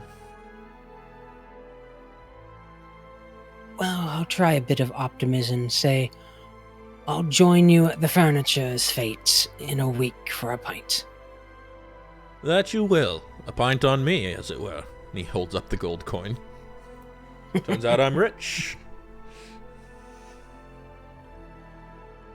And then I'll just walk away with no further, like, goodbyes, because, that's the goodbye. Yep. And thus you all reconvene. Oh, wait. Not We don't quite. have Cash. a boat yet. Yeah, Cash is going to find a boat. Where are you heading, Cash? I'm the going boats. to head to the docks. That Yeah, is where that's where boats boats often are. Yeah. There are a number of small private docks here, but there's no, public dock here. Man, what kind of place is this? A small town really upriver. Owned mostly by nobles. Where do you have me that they don't have a public dock? Okay. I did warn you. I don't remember that. I did warn you Sorry. that wasn't a seafaring campaign. Well, yes, no, that is... We are getting a boat, despite the fact that there is not a seafaring campaign. There are And- plenty of small private boats on the docks, including shipping boats and personal boats and fishing boats, and they're all here. Okay. In my carousing Mhm. downtime activities, have I learned of anyone who charters passage? Oh, no, that's an interesting question. I'm going to combine a little bit of your general knowledge as well as your carousing. There's no one who, explicitly charters passage. There's no one in town who, that's their whole career is chartering passage. Most people in Cormyr travel over land because boats are kind of expensive. There is, however, a couple of options available to you. You could either go back to the warehouse, to Hunt Silver's warehouse, where they do receive regular shipments in and out, and see if you could get on a cargo vessel from there. Alternatively, you could find somebody, a smaller more, private owner and see if they are willing to just take you guys downriver, wait, and bring you back. And you do know plenty of, the names of several private owners. We'll Okay. finance a small vacation for them. Yeah, basically Right. you just have to convince somebody to take a small vacation.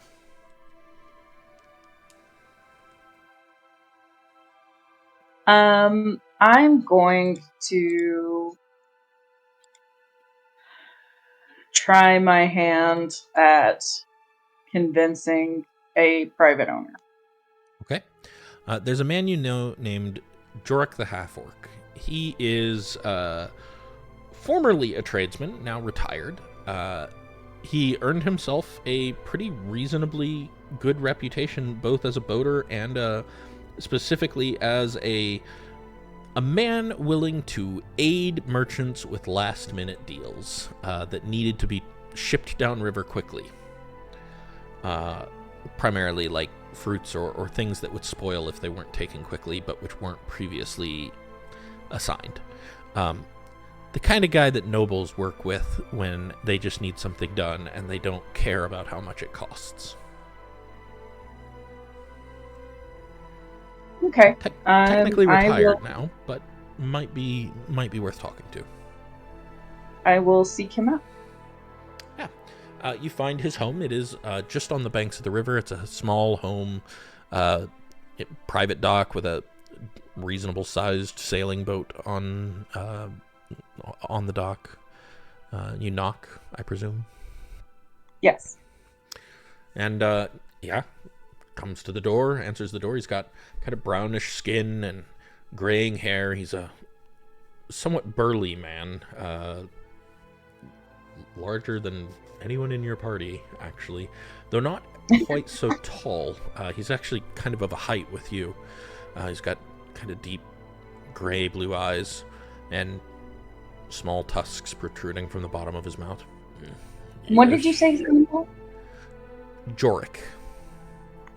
Okay. Forgive me for interrupting. Mr. Jorik, is that correct? Most people don't call me Mr., but yes, that's my name. And you are? Please call me Harold. I'm Harold.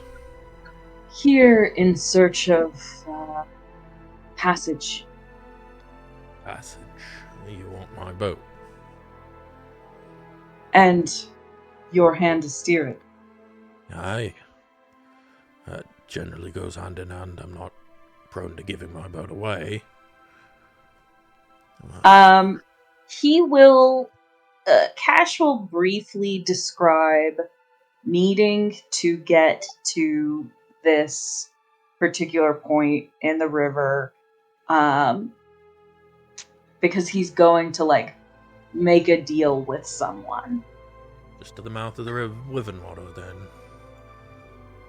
A little bit north, Yes. along the coast. Nothing That's illegal, correct. is it? No, of course not. I'm simply trying to acquire something that we don't get here yet. So you want me to carry you downriver to some place along the coast? Just you? No, it will be myself and some compatriots. There are 5 of us in total. 5. It's a lot for just getting a deal on something. Some of them have their own business in the area as well. We're hoping Business in the area.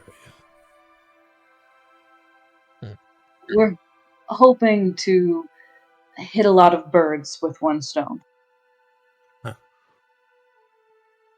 Bird hunters. I see. Oh, He's not correct in there.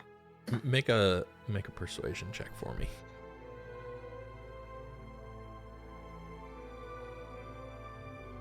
Oh god. Hold on. 14's not terrible. Yeah, you're right.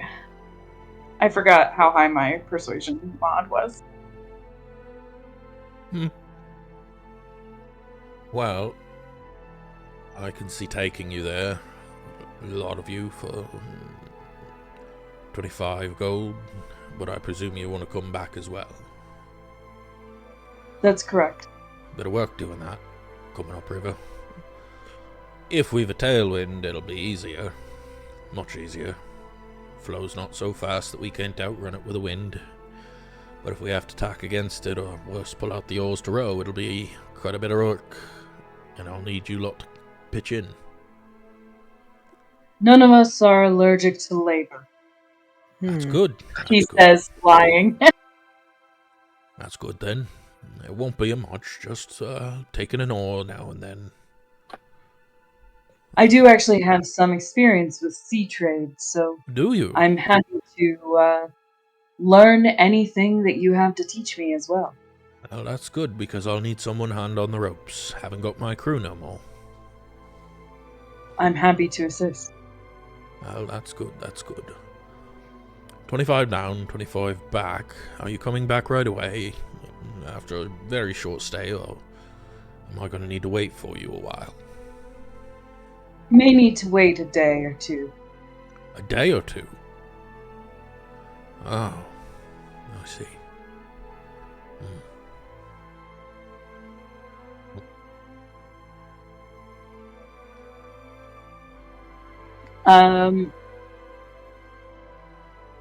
I can see 60 gold being a fair price down and back, plus waiting a few days.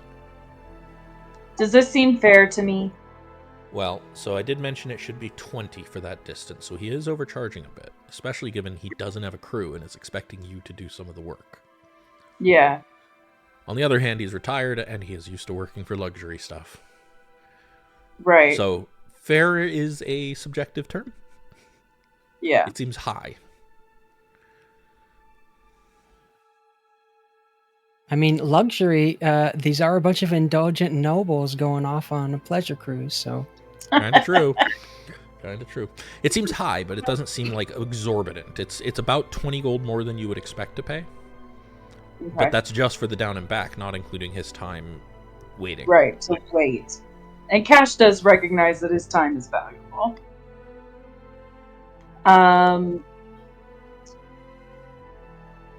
He tips his head back and forth and says, "You've no hands anymore. No crew." No crew. Not a big boat. Can run most of it myself. What about...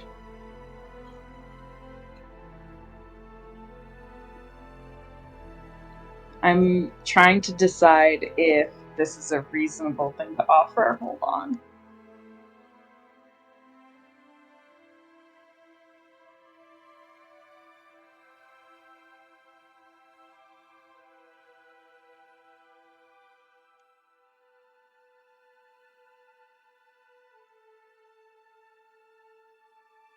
I'm wondering if...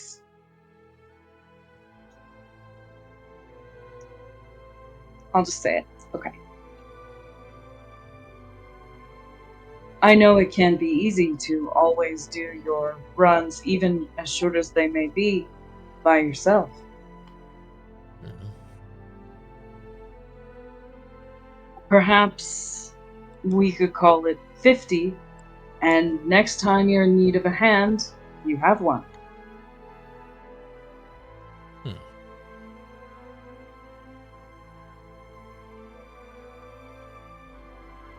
Harold. Indeed.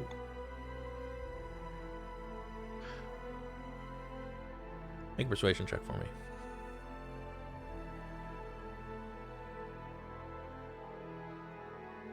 No, I'm going to re-roll that. Okay.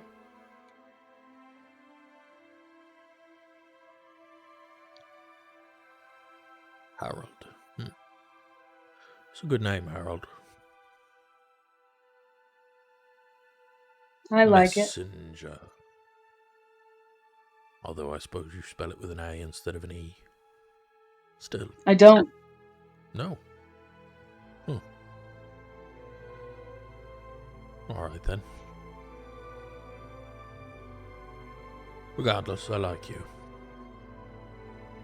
Call it 50, and I'm unlikely to cash in that deal, but if I ever do need it, I'll look you up. You can find me at the Sign of Thunder. Well and good. When can you leave? Oh. Well, I'll need to get a few supplies so I'm not hungry on the water for a few days, but can leave as early as this afternoon if you need. I've no problems traveling overnight if you'd like. No need to stop in the halfway point, as it were. Get you there by morning. Overnight would be good for us, I believe. Good. Trip down I'll mostly be on my own, I'm sure, anyhow. So when there's a trip back, I'll need your help. I'll be happy to offer it. Well and good then. We'll meet you here. This What afternoon. time would you... Maybe Good. give me 3 full bells and meet me here again. Sounds good. Right then. And he offers his hand to you. Big, meaty hand. Cassian shakes it. Very, firm, sensible handshake. Yeah, and Jorik, despite the fact that his hand engulfs yours, his handshake is firm but not, painful. Good doing business with you, Harold. See you this afternoon. You as well, Jork. And he turns and heads back to the inn. Excellent. And I think we'll take our break here and pick up with everybody back at the inn after that. Sounds good. Cool.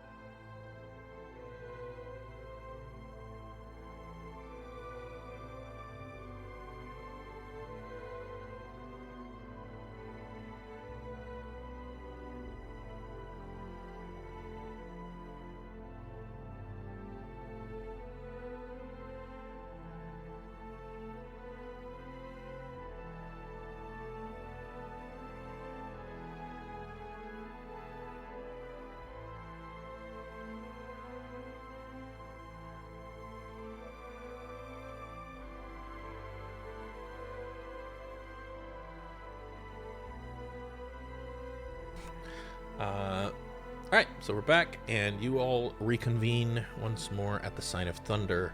Now, rather than... is there anything you guys want to do or discuss with one another or take care of before we all get on a boat? I will distribute 1 health potion to everyone.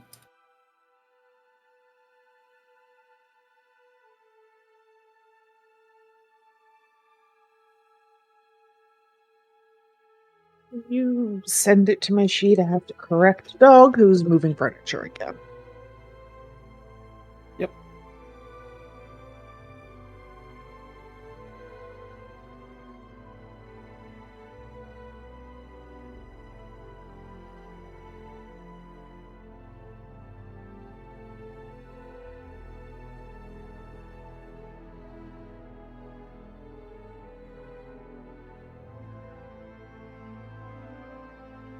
Neat.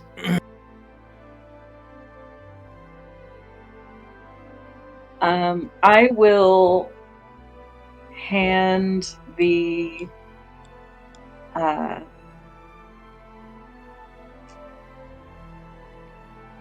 rations to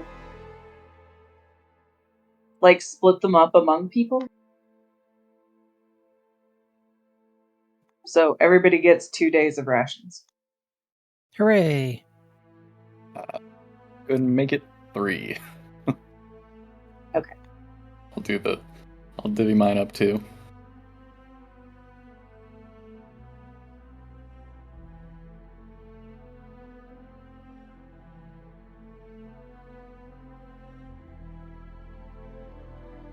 Watch as everybody's sheet turns to encumbered. Yes, I'm. Can I send these to people? Yeah, you can. Oh, it's Oh, okay. I don't- just Do that. I just edited mine, so. I just edited mine. I added it to my... Matthew, did you add it to yours? How many exactly am I supposed to add? You should have 3 rations on your sheet, at least. I was reloading my page because the map didn't load. Cool. Alright, anything else before we get going? You guys want to talk about anything else? I don't want to rush you, I just also don't want to waste your time.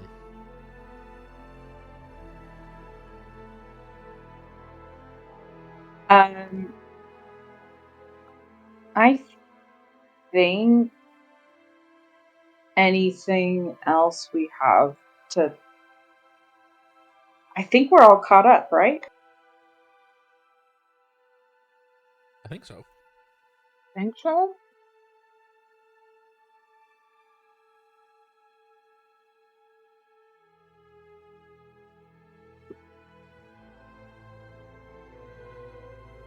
Yeah, I'm all good to head to the boat.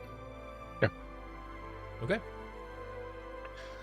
Alright, so you guys all make your way back to the river.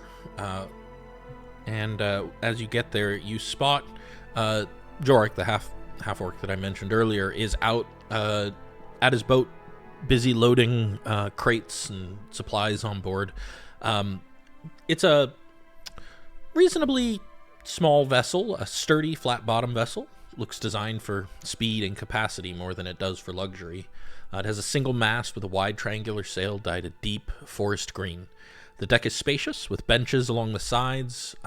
Looks like room for about 10 souls and some cargo. There's a small enclosed cabin just a little aft of the center, just a little aft of that center mast. It maybe looks large enough for 6 or 7 to sleep in comfortably. It's reinforced hull with iron bands. The deck features several loops and hooks for securing cargo and equipment. And there is a little scrawl on the bow that reads "The Green Current." As you guys approach, Jorik looks up from loading cargo and says, "Ah, Harold, this must be your friends." Indeed. I'll let them introduce themselves. This is Jorik. He's taking us upriver to work on my merchant business. Well met, all of you.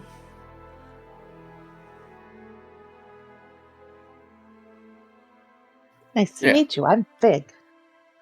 Fig. Pleasant. Please welcome aboard. Corthyndahast. Dahast. Oh, there's a name. Welcome aboard, my... He seems to hesitate, unsure whether to call you my lord or not. Just Corthyndahast is fine. Welcome aboard, Corthyndahast. I'll just give him a nod. Foul. Pal, welcome aboard.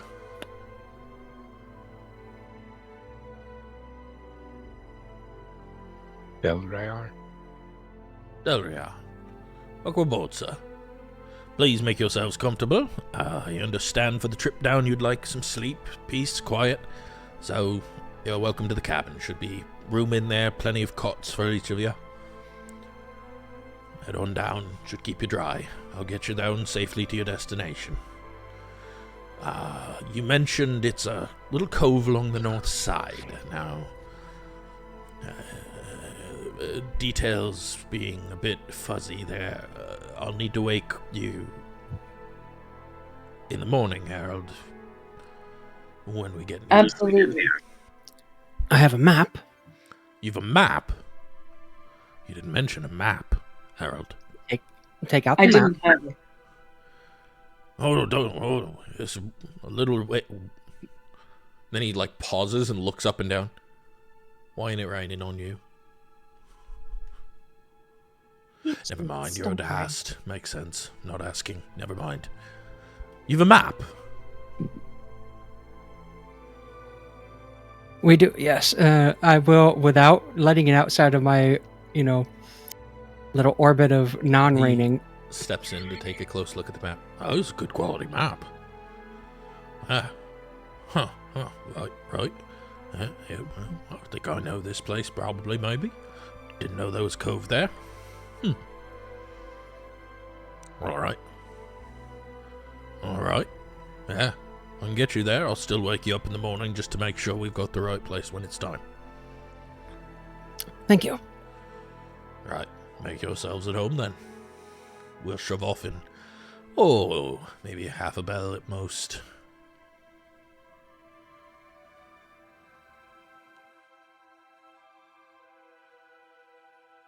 Oh boy. Kevin, Yep. I have accidentally added my bedroll to my sheet twice, which, as you can assume, is messed up. Uh-huh.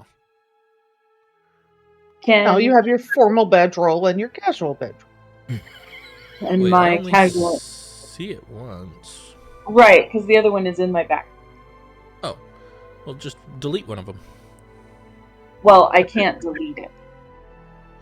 I want to delete the one that's in my boot. If you click the little lock on your sheet up next to downtime, you'll get a delete icon. Thank you very much. Mm-hmm. To prevent you from accidentally deleting things. That makes total sense. Yeah. Not seeing the books to grab items out of. And then I'm able to get my rations on there. It would be under Society of Silliness content, spells and equipment, and then under there you should have, I believe it's under the red consumables, adventuring gear rations. Yeah.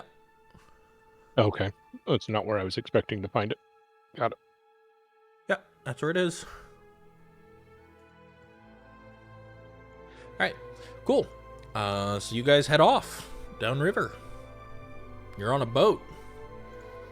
Look at me. Some flippy floppies. Anything you guys want to do while you're in the cabin, or are you just gonna finish out what seems to be a long rest? I'll just finish out a long rest. Cook if I have time. Yeah, I Sounds presume you amazing. guys are all gonna want to eat dinner. Yeah. We don't Del, do are that you, anymore. are you eating this time, Del, or are you still fasting?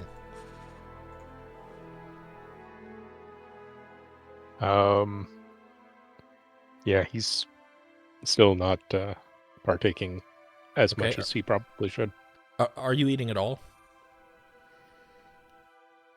Um, The reason I ask is that if you don't eat at all, you're going to have to make some saving throws against further exhaustion. But if you mhm. eat like half a day's food, you can avoid that for now.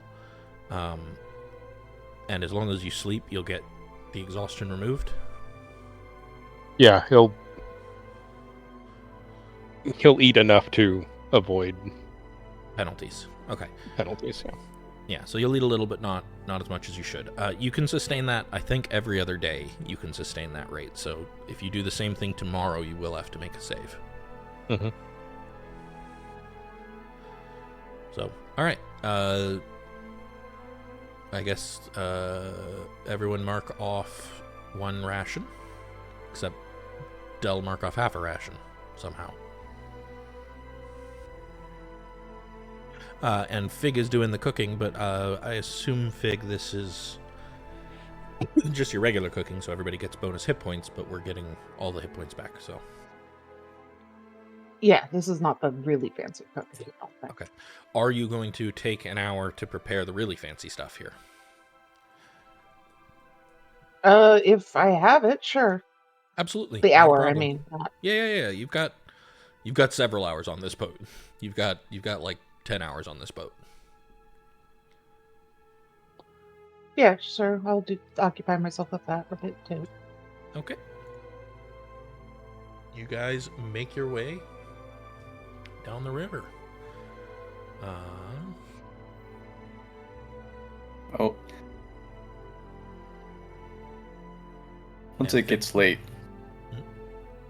Val will approach Corthynd. Okay. Real quick before you do that, Fig, remove 2 servings from that, the ingredients, and you can add 2 servings of the stuff. It'll last 8 hours, so you're going to want somebody to eat it in the morning. Okay. The ones that give temp hit points. Yeah. I took the cooking ingredients down. I'm not sure how to add the others. Could you do that part? Yeah. What do we want to call these? Treats? Tasty Treatos? Something like that, yeah. All right, you got Tasty Treatos on Movie your snacks. sheet. Not 21, 20. 2. There we go. 2. You have 2 Tasty Treatos on 20? your sheet. You said 20. No, 2. Caught myself before you caught Thank you for putting my tasty Trios on the sheet. it. All right. And then I wanted to go here.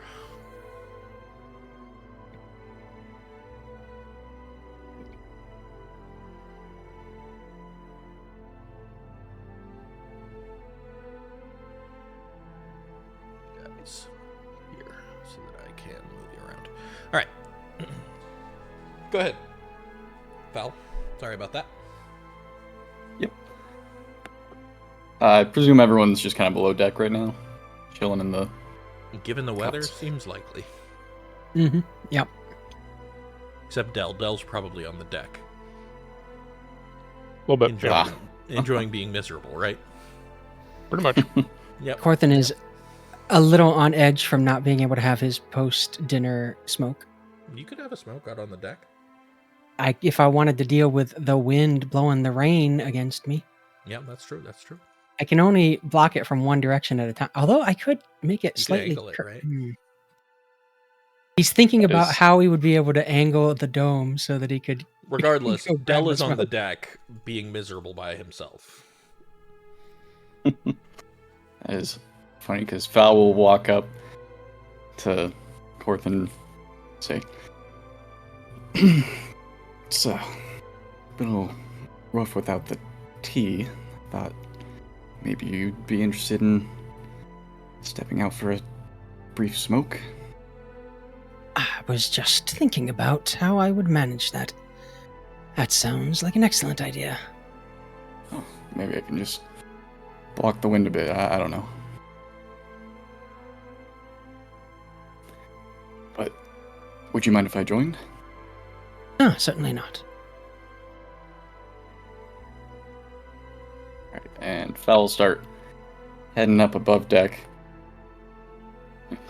Try to position himself, waiting for Corthyndahast in a spot further away from Del, on the opposite of wherever he is. You And do, I will- as you guys step out onto the deck, you do hear Jorik, your captain, is singing to himself a very quiet, low, mournful tune that just kind of drifts on the air over the sound of the wind and the weather.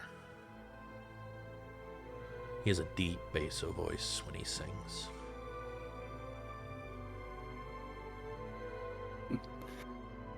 I will angle my minor illusion to sort of create like a windbreak for us as best I can. It mostly works, kinda. It's just got to keep the wet off long enough to wet and the wind off Helps long that enough. there's a to, you know. little overhang from the the light cabin on. that you can hide under too. That's handy.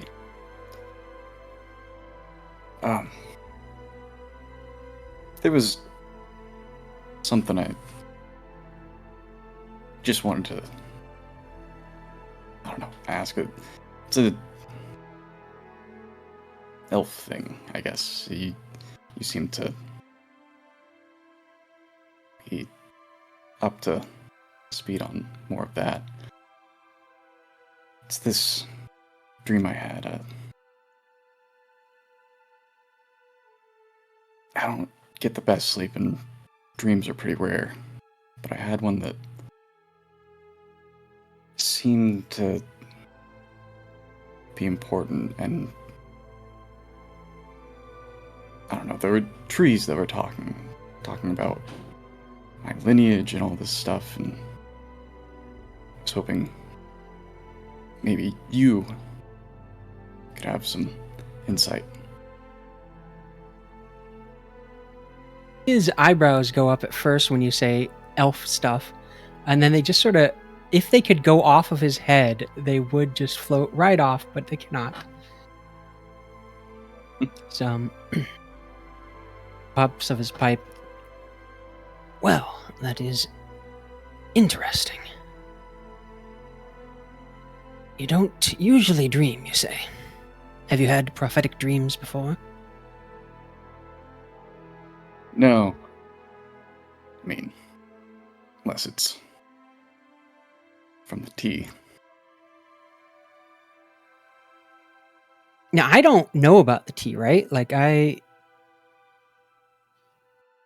hadn't been in on the whole psychotropic stuff. I don't believe. I don't think so. Oh. You had been It talking was I Del. think they deliberately excluded you. I'll be making note of the tea part. But you don't know what It- tea he's talking about right now. Right. yeah, Del has the tea. Cash took the tea. Fig knows that the tea exists, but as Fal is addicted to the tea. But as far as we know, Corthyndahast has no knowledge of tea. It also knows the smell of it well enough to identify it in the context of the topic.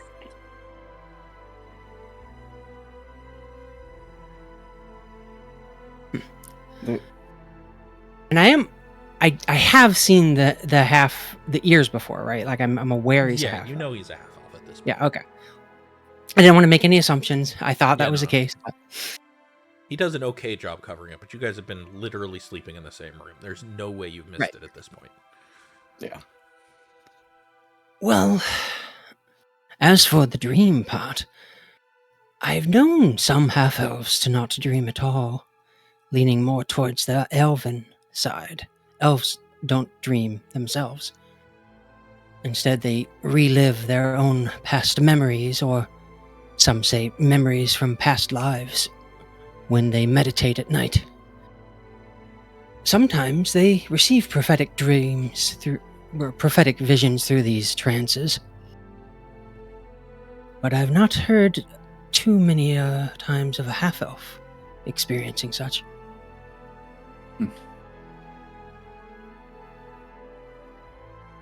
That's definitely interesting. It was... I'm not sure if it's necessarily prophetic, but it was strange. There were two trees, one light, one dark. They both were communicating, talking to me.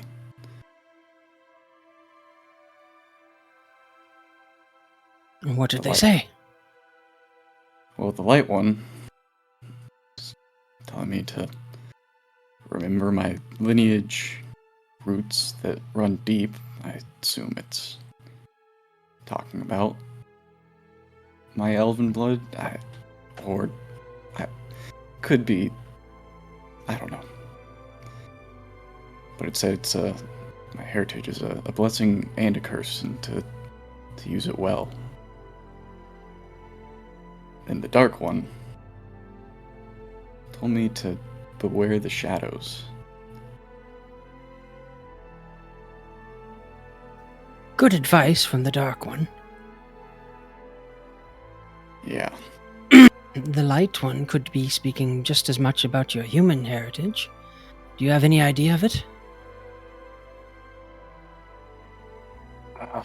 Little, but I didn't really know my father, so...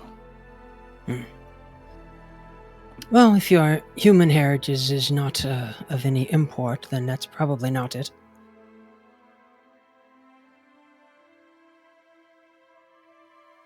Interesting.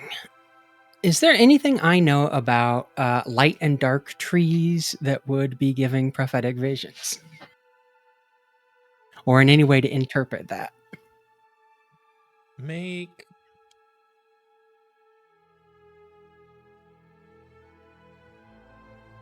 I mean, there are thousands of options. Make an intelligence check. Make a history or a history check. History, okay.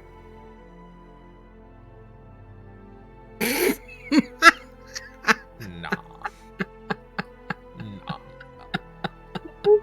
Tabletop just growl at me because he got a nat 1. Possible if you didn't turn that off. Pretty sure. You are pretty sure that he's just kooky and weird. The Addams Family. Yeah.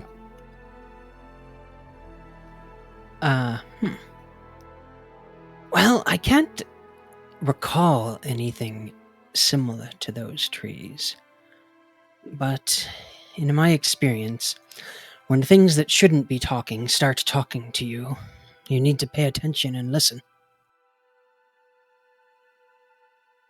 Bookshelf talked to me once.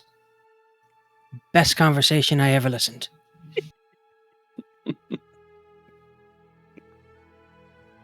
What did the bookshelf say? Pull the slim one on the right. Hikey-ho!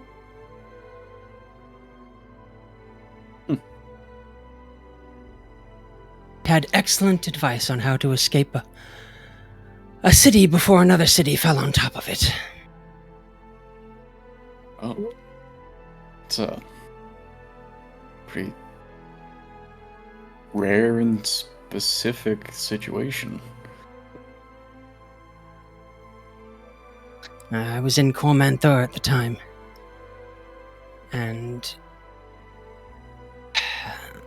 the Shade Enclave was falling on the city.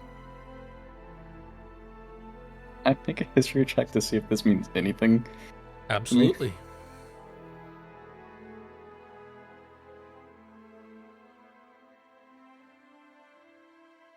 It feels like that should have like an advantage with it. Because it wasn't that long ago. It wasn't that long ago. The problem isn't the recency. The problem is the amount of information. Yeah, the access to information for Fal. He only has one source of information for that particular fact. Gotcha. because it's not like it's not like the everyday man in Cormyr was talking about Mithranor being crushed underneath shade, right? Like, that's just not... Why not? Like, that seems like it'd be really high. I mean, honestly, if he did know, how would he know he know? Drug addicts don't have the best memory. Because they were literally in the midst of a war, Rob. That's why not. But it helped end the war. Mm-hmm. No Twitter. Lack of Twitter, correct. There's no a lot of TikTok either, tweeting no birds. Vine, no none of that. Oh, And fine. a lack of all of those things Yeah, the might original TikTok. Don't be the better. druids have Vine? They do. Yeah, I got but lots of those. They do, but at the time, Stuff. Fal was not a druid. Yeah, I think they also have Twitter. probably true. They call it Tweeter, though. It's just a little bird in the morning. Anyways, yeah, you have no clue what he's talking about. In fact, it sounds like nonsense to you. It's just both of these people looking at each other and having a conversation and thinking, this man's insane. I'm going to appease the crazy man. Well, it's a crazy world we live in. It is. Thank you for hearing me out. Of course. And if there's anything I can do to help with this tea you seem to be missing, just let me know. Tries to discreetly shoot a glance over at Del. I'll let you know. I understand. After his display last night, you're unsure how to broach him about, obviously, some sort of tea that he's been holding. I'll talk with him about it. This is like when you go to mom to be like, Dad grounded me for something that I don't think I should be grounded for. Can you talk to him? But unfortunately, Corthyndah's your Didn't even do it. I don't think Val's even breathing right now. He's just stopped up.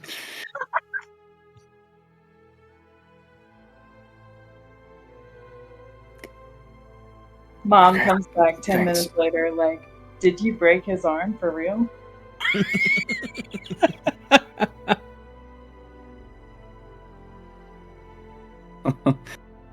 Val will probably just try and stand and block the wind or whatever, much as he can, while Corthynd smokes.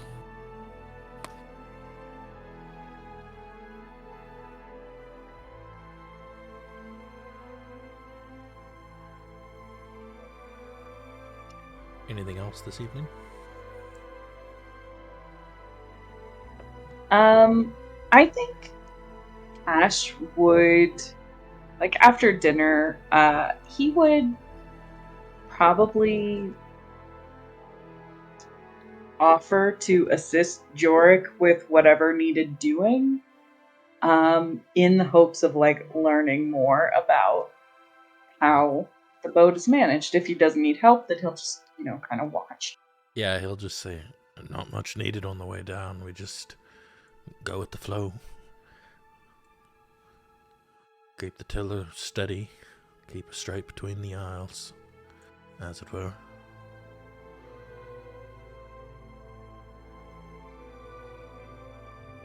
No ropes need tying? I already did that. Not using the wind much right now. The river does its job. Wrong kind of wind anyways.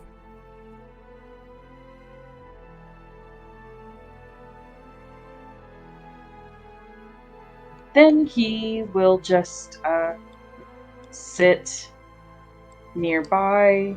Do you And mind holding on to the tiller for a minute? Need to go see a man about a horse. will do. So he holds on and he feels extremely right. Jorik just walks away for a bit towards the front of the boat.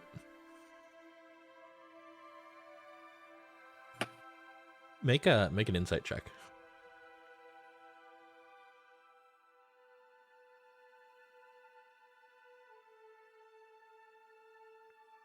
This man is just letting me drive. Yep, this man is just letting you drive. He could tell that you were like super anxious and antsy and hopeful, and he is just letting you do it. I love Jort. My new favorite NPC.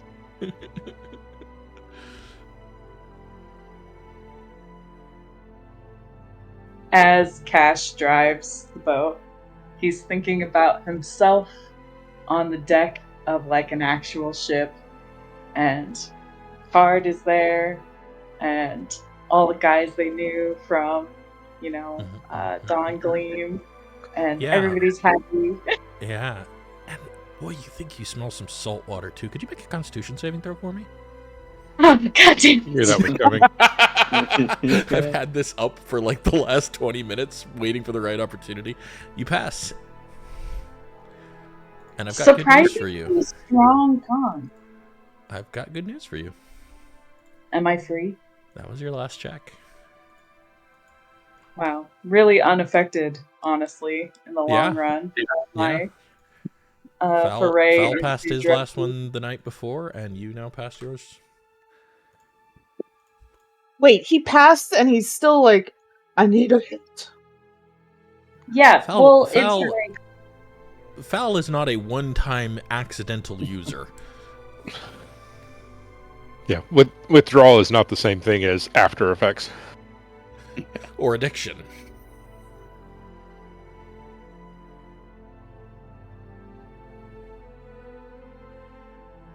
Could have picked a non-addictive drug, forehead. Anything else you guys want to do this evening before you all bed down for the night?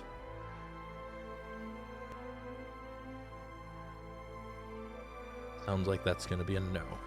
I got nothing. Nope. I don't even have a brain anymore. Once Foul goes back inside, and it looks like Dell's going to go back down, Corthynd will, go up to Dell.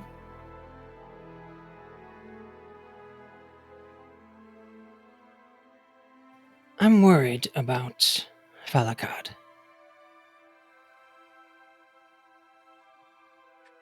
He mentioned something about a tea that you may have. It might do him some good, whatever it is. I'm not sure good is the right word. He didn't say much about it. I'm frankly not sure he meant to mention it to me at all.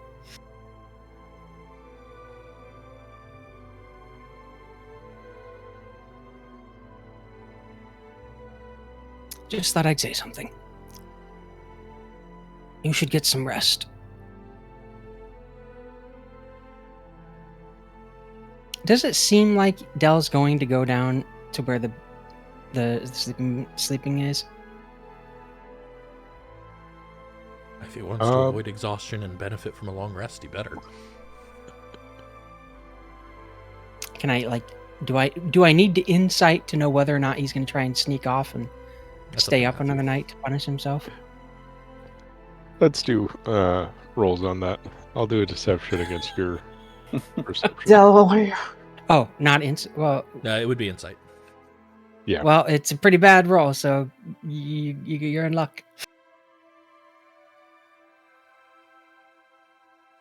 Unless you completely fumble the deception. Nope. Yeah, he's a little unreadable right now. Okay. Seems a bit closed off. Well, since I couldn't get a clear read on him, I will not just cast Charm on him and suggest that he do that.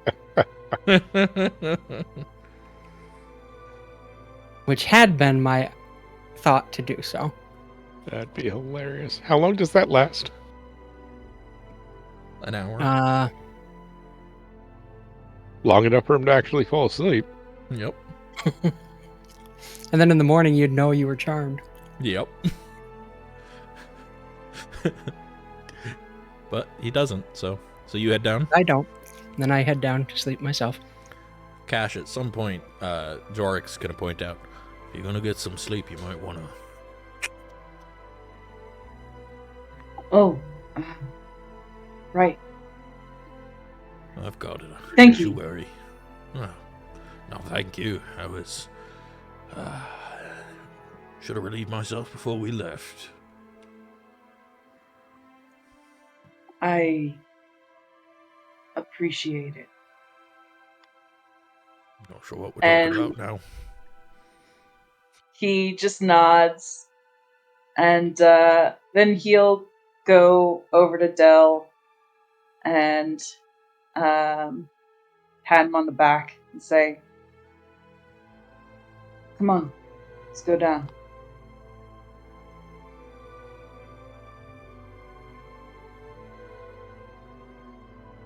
And he's kind of like not taking no for an answer. He's just like guiding Del downstairs.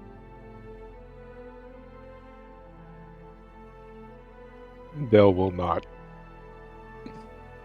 argue more than just being less than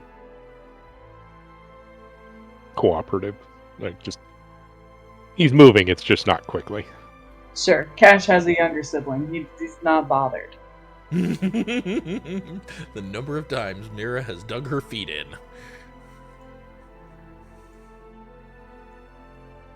Alright. So you guys all get the benefit of a long rest. Hooray! Woohoo! My precious hit die returned to me. There we go. That should work.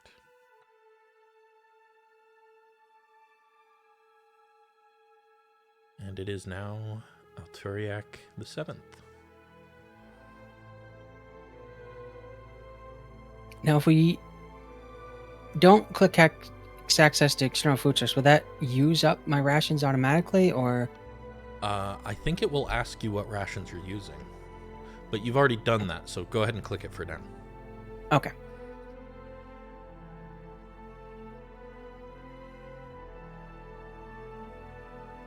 Is there water on the boat, or are we using our water skins?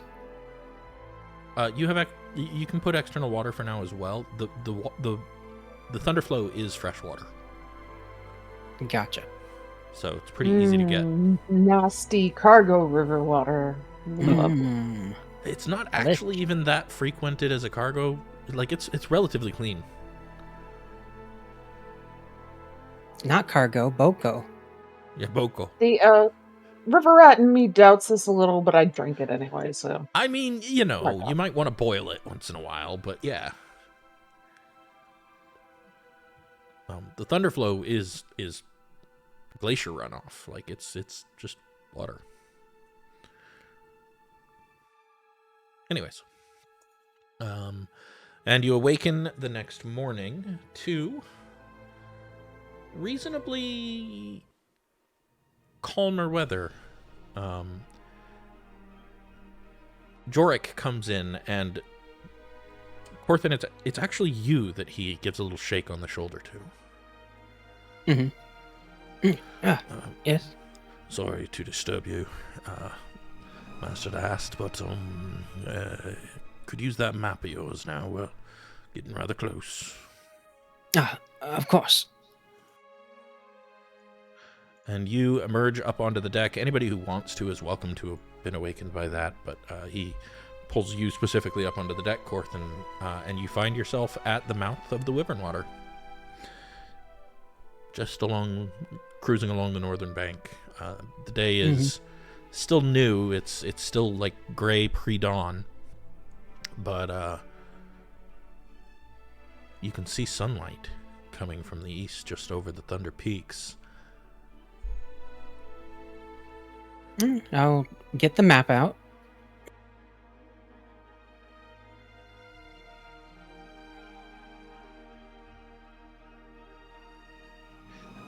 So who wants to make a navigation check? With advantage. See if you can find this cove. Corthin and I both have navigator's tools proficiencies, right? I have calligraphy, or not, cartographer rather. Oh, I have So essentially- navigator's tools. You want to make a navigator's go check? Be the sailor you were meant to be. Okay. With advantage, like I said. Suddenly we crash into Junaril. Because the map's real darn good. A 13 is not terrible. Could be better, but could be worse. It takes you guys another couple hours as you cruise along. It is now mid-morning. Everybody's awake, but you do eventually spot, just through the reeds, a place where the northern bank seems to recede into a little cove that's hidden by some outcropping of land. You might have missed it if you weren't explicitly looking for it.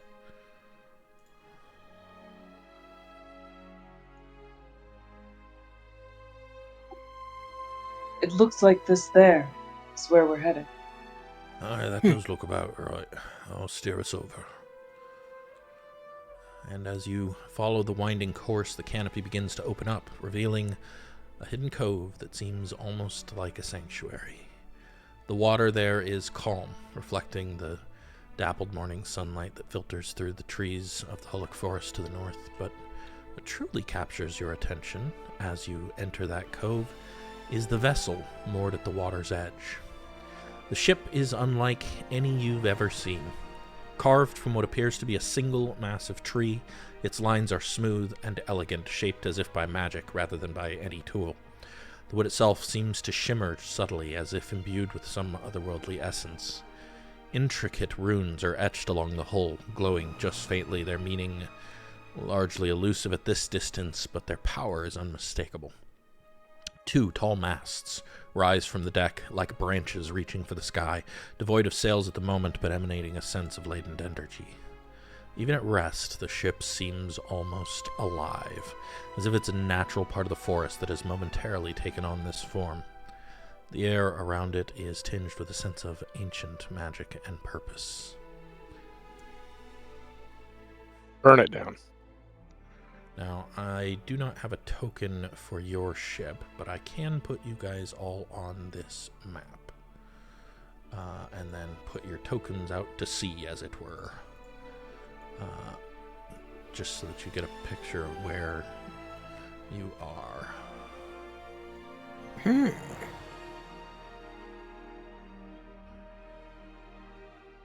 Oh, what a cool map.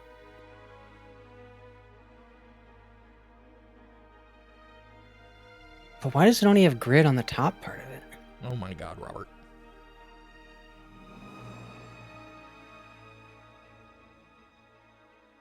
Is this a question he knows damn well what the answer is, and he's just Yes. picking on you? Yes. What Why would it's I not do that? showing you guys what's on the ship. You should be able to see it, but Apparently we can't see past the lip of it. yeah, I know. Maybe if I do this. Yeah, there we go. Oh, Cassian, you're so tiny today. I wonder if at 20 he could see it. Yeah, okay. So I'll just put Why you all am I so much bigger than Oh no. because when you're a higher altitude, the other I two want get smaller. Figwyn! There you go. Big win. Big win. Big win. Whatever. Anyways. Oh my goodness. Yep, there's the ship. Okay. And as you guys approach it, Jorik calls, that the men you are looking to make trade with. Look Indeed at it is. Cassian. Did you not say anything about what our business is? Minimally, we're merchants, right? And he like gestures to himself. Like, yeah, I've been doing this. Well, that's good to know. Well, shall I pull up alongside? No, I believe we're meeting them further ashore. It Oh. might be good to check. with the ship glowing like that. You think that's wise? Have I seen a ship like this before?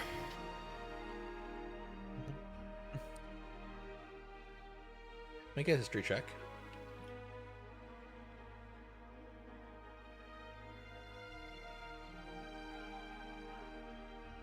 You've not seen a ship like this exactly before, but certainly the ships in Mithranor were similar. It's an elven ship, man. No question about it. But, you know, elven ships glow sometimes. That's just a thing elven ships do. Yeah, that's the thing they sometimes do. Would you like to make an Arcana check, too? Yes.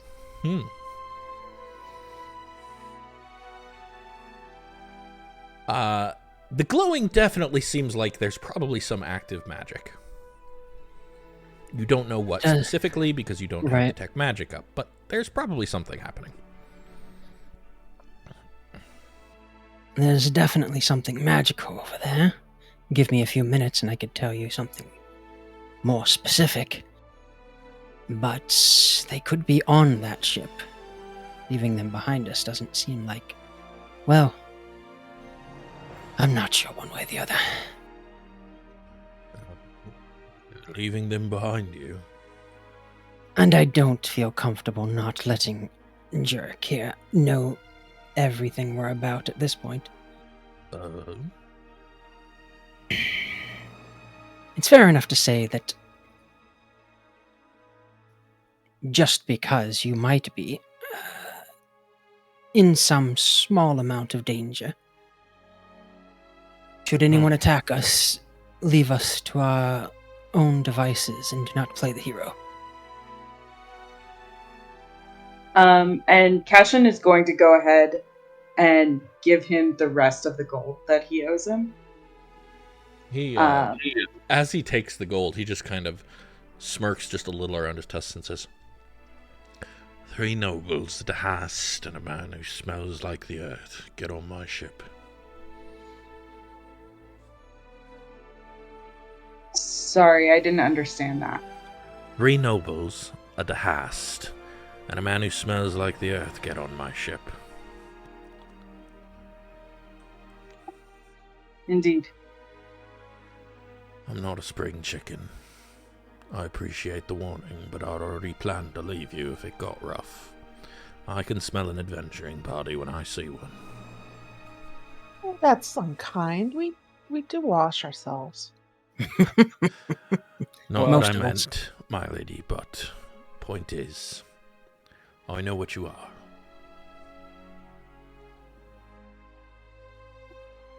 Then you know that sometimes we have reason to be I'm less not questioning important. your motives nor your destination. You've paid me well, and I appreciate that. I'll wait for you here for a few days, as promised. I Thank you, appreciate George. it. Besides, plenty of good fishing down here on the Wyvern Water. Could use a bit of a fishing trip.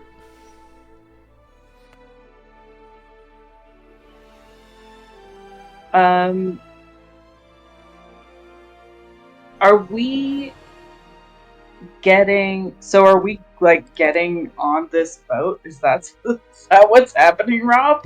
That's our choice. If we want to search the boat, we can, or we can just go straight to shore. Presumably. Okay. Then I What do you guess, want to do?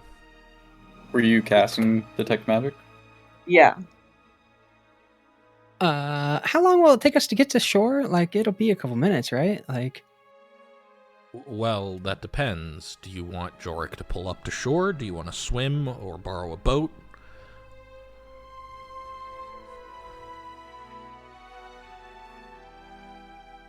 I guess it doesn't hurt to cast detect magic. It's not like you're in a rush. Not like That's there are lives at stake or anything. Right, exactly. Yeah. We should just go to shore. I mean, you can cast Detect Magic, but I assure you 10 minutes will not make a difference in this campaign right now. You are not It's hard to actually on a tell. ticking clock. Okay, I will cast detect magic, ask for Jorks, to wait a moment and take the 10 minutes to cast detect magic. Yep. That is Abjuration Magic.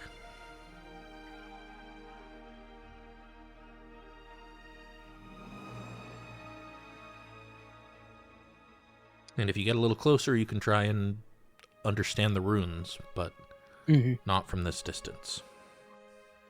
It's definitely protective in nature.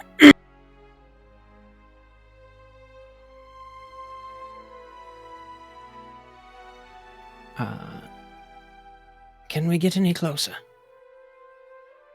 Reckon we can get a bit closer, aye? How close you want to get? How close would I need to get a better idea? 30 feet. So pretty close. Pretty close. Take us alongside. Alongside. All right, then.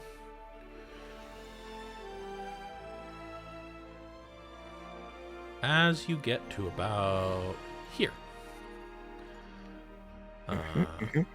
which is, it's close enough, yeah. Not quite alongside, but close enough that you could start making out the. I need all of you, every one of you, to make dexterity saving throws. Oh shit! With advantage, right? No. I just thought I'd ask. The last character I had that was on a boat had advantage on dexterity saving throws. So. Oh, Fig.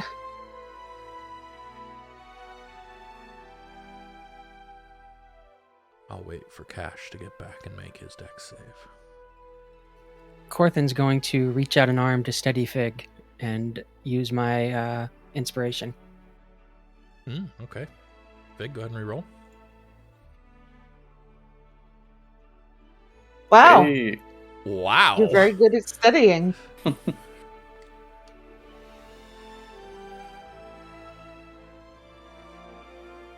just prop you up with minor illusion. I mean, she's very grateful because this may or may not be the first time she's actually ever been on a boat.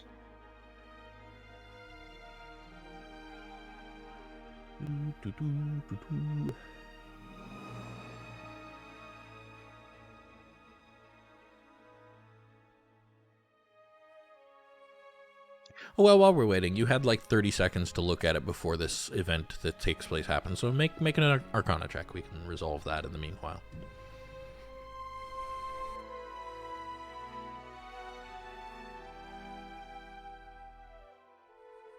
$25, yeah, that's pretty good. So as you guys are approaching, what you spot, Corthyn, makes you believe that these are runes of binding, meant to bind a creature or object or something to the boat. Cash, I need you to make a dex save, please. Okay. As you guys approach, a wave of water suddenly splashes up onto the deck, and this flat-bottom boat was not meant for handling really rough seas. The green current nearly tilts on its side. Anybody who rolled less than a 15 is now in the water, and we are going to roll initiative. Oh no, foul. It's not the way to get your tea. It's like half of us in the water. Yeah, that's going to be great. No combat encounter in your currently viewed scene. Isn't it half of us? Hold on. Yeah, me, Oh, you Del, and Foul. I'll add you guys here. I didn't go in. Lower than a 15, right? Lower than a 15. The DC was 15. I got in. All right, I'm steady. Wait. How did I get an 8? On a dex saving throw? Oh. My exhaustion level didn't... You probably It had did go multiple. down. Okay, yeah. Yeah, you have been burning the midnight oil, as it were, quite a bit, and you also were nearly killed the other day. Okay. I'm gonna set those of you who are I had at a 20 question. down to 10. One moment here, and then I will answer your question. So everybody's in the water except Fig and Corthyn, is that correct? Mhm. Seems to be the case, yeah. I still would have failed, but I feel like it still subtracted more than it should have. Big, Let's- maybe we should have jumped in the water. You rolled a natural 11. You have a Mhm. +1 and a -2. And then another -2 from something? That's what I'm trying to figure out.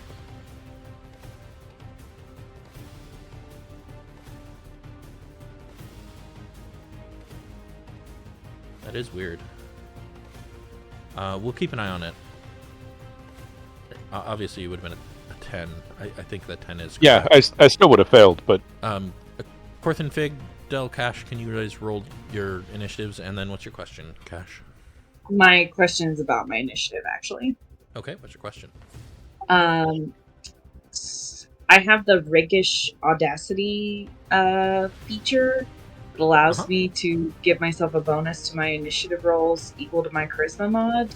Is that already? It It is already accounted for, it looks like. Yeah, it's under effects.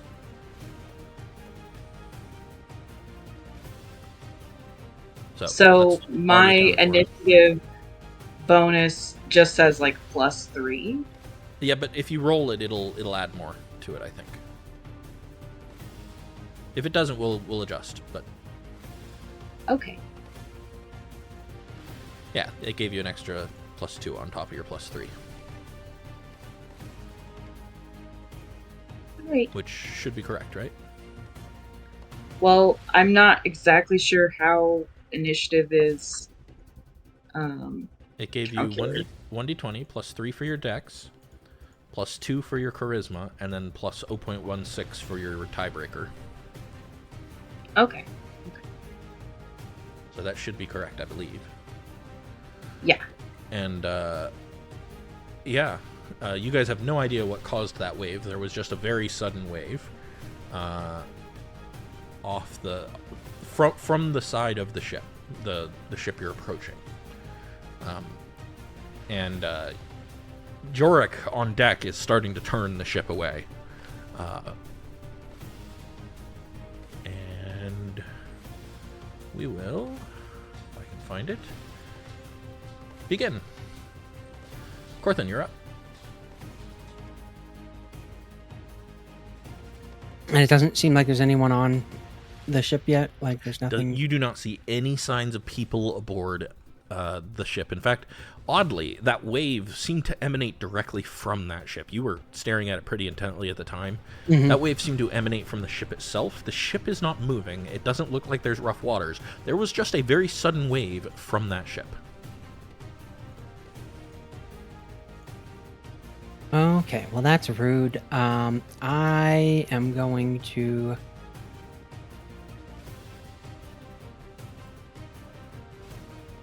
I can't make it.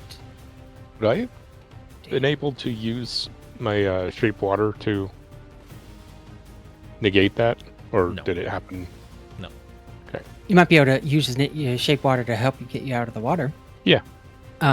Is there any loose rope that I could throw to the people that are out in the water? Yep, there's plenty of rope on board. Is it tied to anything? You can quickly tie it off. That'll be your action. Well, I'm moderately strong. I'll hold the rope and throw it out. Okay. Towards It's gonna glance at you and go, "Tie it off, you idiot." Okay, well, I've been given some instructional advice. Yes, expert advice from this highly experienced sailor dog. Corthynd will tie it off while offering the rope to Fig to throw. So that'll be my action to tie it off. Okay.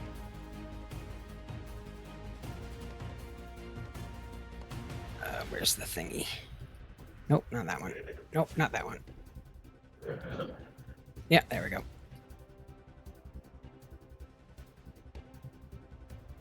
Alright, am I like right off the side of the boat here? Oh, hold on. Okay.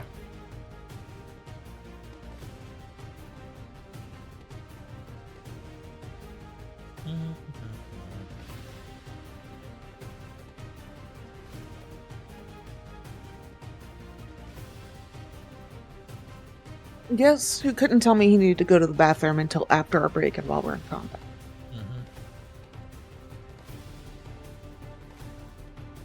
How do you want me to handle it? Wait and do it right after your turn. Okay. After that. Anybody here have a passive perception greater than 15?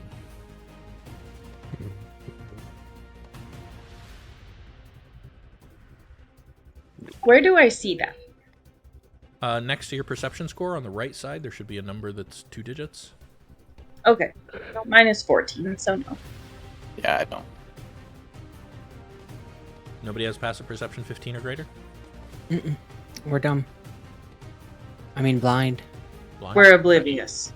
Oblivious it is. All right, cool. Carry on then. You're up, Fal. Okay. So, am I like right off the side of the boat here? You are currently just off the side of the boat, swimming. Okay. And how high up is like the lip of the boat?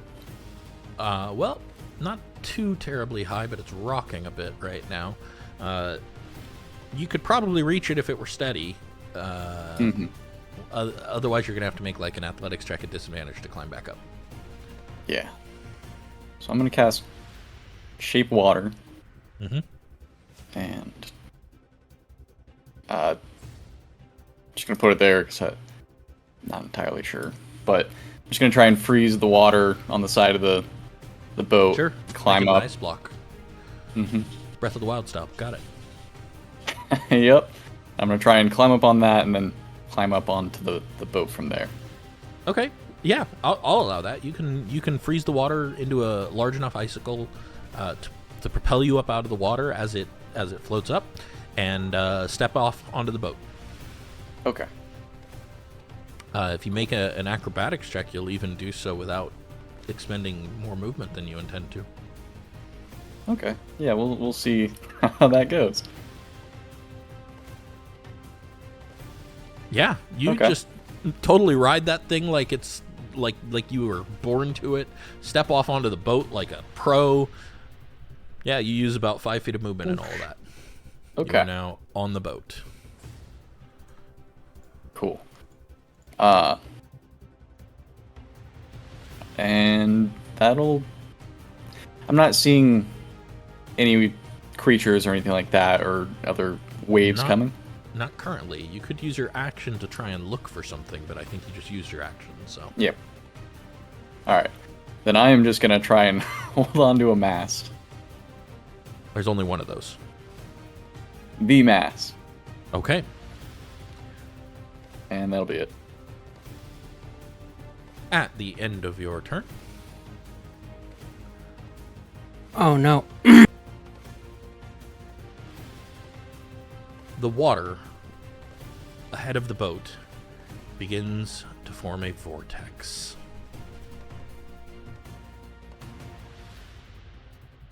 Whirling around a central point where you see now a figure immersed in the water, made of the water, invisible to you previously because it is water. An elemental made of water. Figure up.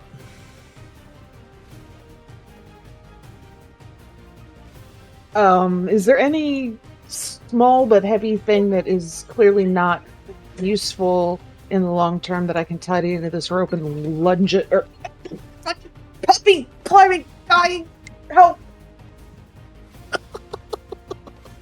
Tie it to him. The rope is tied. I'm at the She other wants end to so that it would wait. throw better. Wait the rope. That makes sense. Make a quick perception check. Got real life disadvantage to this shit. You could tie it to Foul. Push him back over this. Yeah, you can see there's some heavy weights that you could tie to it. Okay, I'm just gonna do that real quick and yeetus it. Yep, you yeet it off the edge. There is now a rope off the edge of the ship. Will make climbing back up easier for you guys if you're still in the water. Does that end your turn? Yes, I am being mauled, so I'll be down shortly. Yep.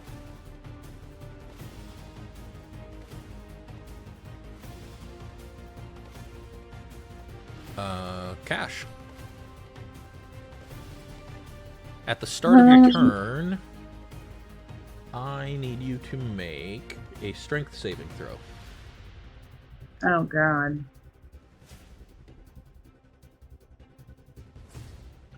You are sucked into the vortex. Okay. And Getting sucked off already. submerged. You are 10 feet under water. Okay. Yeah, that's all. Awesome. Oh, and you're restrained, by the way. Wonderful. And you're restrained. Why not? There we are.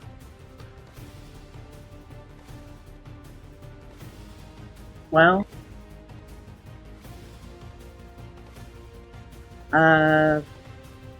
I guess there's nothing I can do.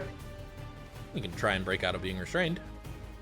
Yeah, he would definitely attempt to break free and Okay. kick towards the surface. You also can make attack rolls. Your speed is 0, and your attack rolls have disadvantage. But if you want to break free, that would be a strength check. What if I... You can have my inspiration. Hold that thought. Okay. Can I use command on an elemental? Maybe. Command. A creature you can see within range. Yeah.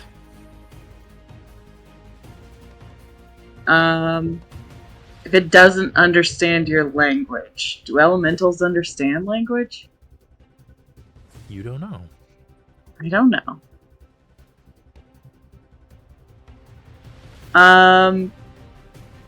Okay.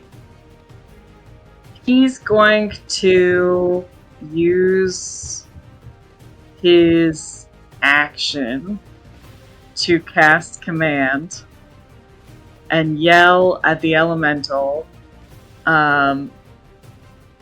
flee. Okay. There's a And ballsy move when you are restrained. Mhm. yeah.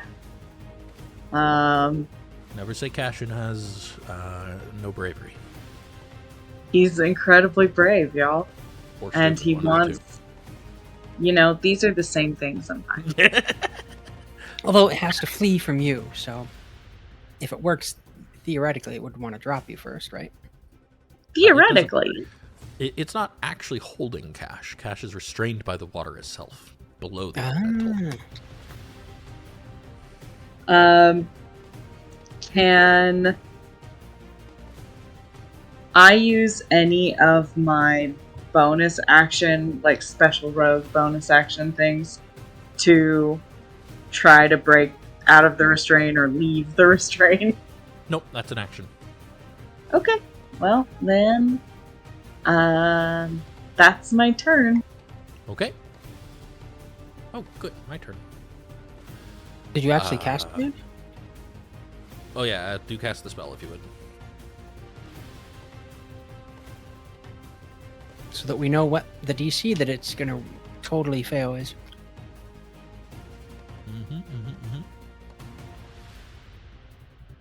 Let's see here.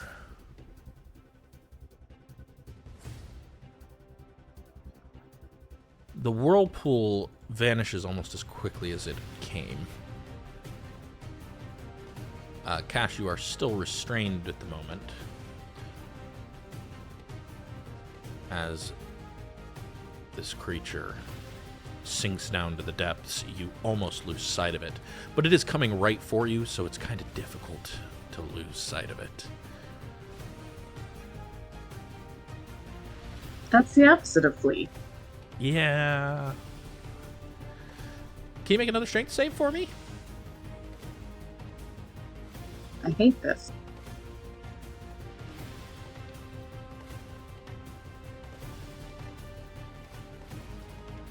Well done. Let's see here. Didn't need your inspiration after all. Saving throw is successful. Pushed out of the elemental space. You are pushed over to here. As the creature turns itself into a whirlwind and tries to suck you into its heart, you are pushed out instead. Am I above water now? You are not. Okay. But that will end the elemental's turn.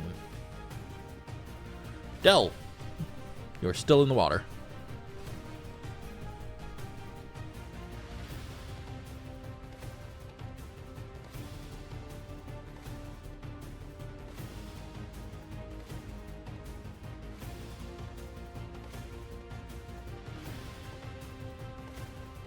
Is he back on headset? I don't know. Looks like he might not be back yet, but he's typing. The wave critter is under the water. It's also your turn.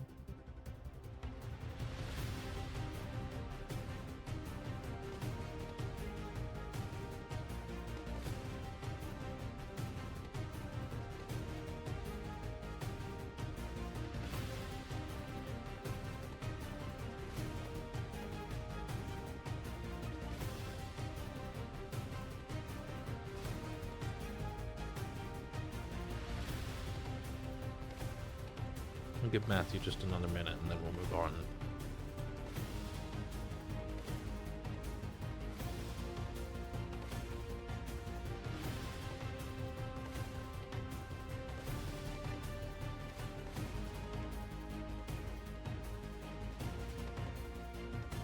I know he had been having some problems with his headset. He got a new one. Previously. Oh, has it already come in? Oh, what did you get? I don't know. I just tested it the other day with us and said he got a new one. Because my Sennheiser's getting a bit threadbare. I've been thinking about trading it in. You can usually get new earpads for Sennheisers. These are my third earbuds. I know, that's what's great about Sennheisers. It's hard to get replacement ones that are... There's knockoff ones because the official ones aren't made anymore, so they're not really the quality that I like.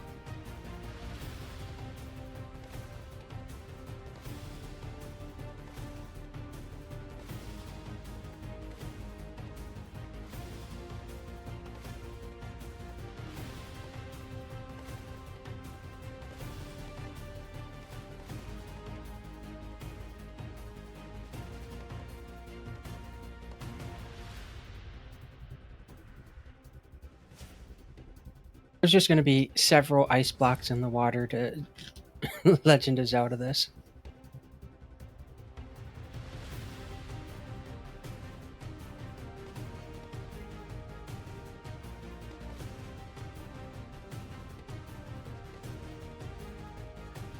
Alright. I'm going to let him do that this turn. He says he wants to shape water, force 5-foot block 10 feet down. I assume under his own feet to force himself up to get back on the ship. Next turn, Matt, I need you back, or we're gonna have you dodge or something. But so Del gets back on the ship as well.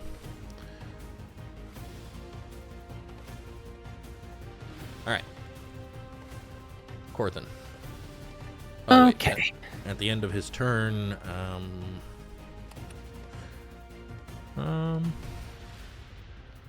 that looks like fun. Let's do that. Corthynd, at the start of your turn, right at the end of Del's turn, make a dex save as a jet of water shoots at your chest.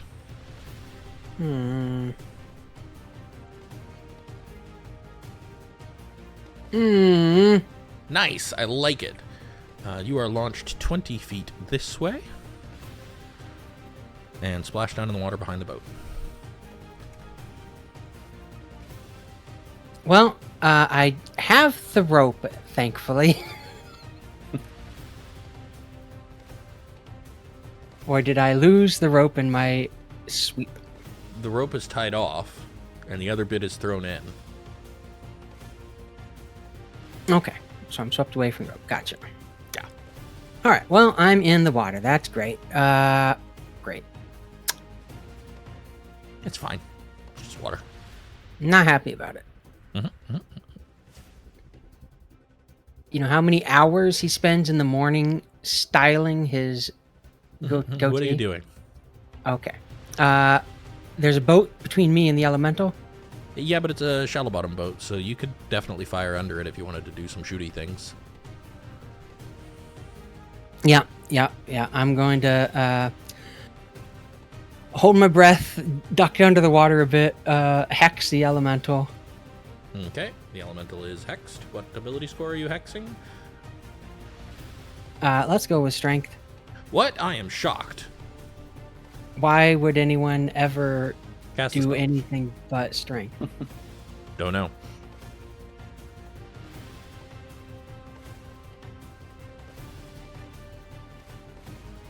Eh. Dexterity if they are agile and you want to grapple them. Anyways, and then I will Eldritch Blast. Okay.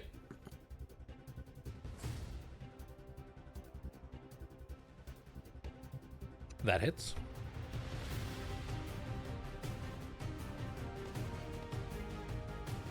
Sitting 7 on- damage. Then I have to do hex on my own, I guess.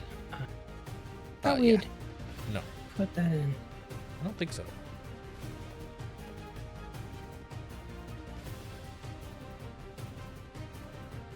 Nine damage. Yeah, that's pretty good then. All right. As your bolt of energy shoots underwater, strikes the creature square in the swirl. Square in the swirl. You're sure it's a critical part of the creature. And then pulling I'll it, use pushing my. it? I am going. Well, I don't have a push. I only have a pull, so I will try to Okay. pull it. Okay, so you are pulling it. What is it? 15? 10? 10 feet. 10 feet this way. I figure, you know what? This is where we need this is underneath the boat, Yep, that's kind of where it is now. It is now kind of underneath the boat. and I will use my movement to tread water. Okay.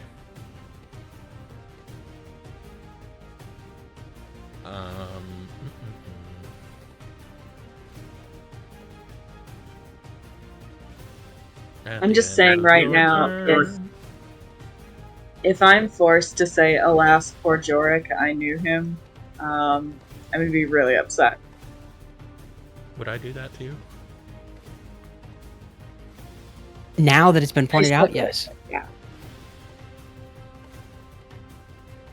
At the end of your turn, another whirlpool forms.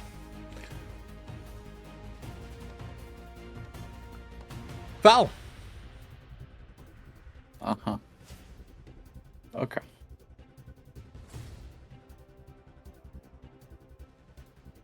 Am I able to see Report. You can get that scheduled for you. the elemental or cache in the water? Make perception check. Okay.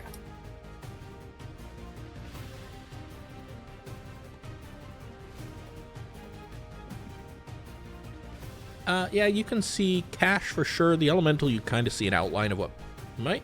Probably be the elemental. It's hard to tell. Okay.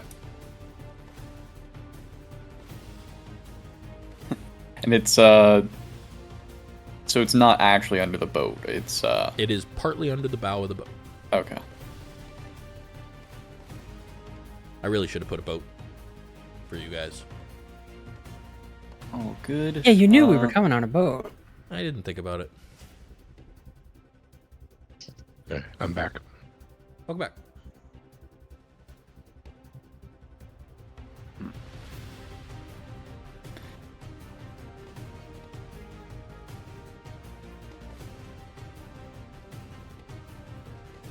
Okay. What you gonna do? I'm gonna walk on up to the bow of the boat here. Okay. And I'm gonna cast Moonbeam. Alrighty. I'm sure that won't cause any issues when people get pulled into your moonbeam. Yeah. Uh-huh. Well, it's What? Carry on. too late now, I guess. Oh, jeez.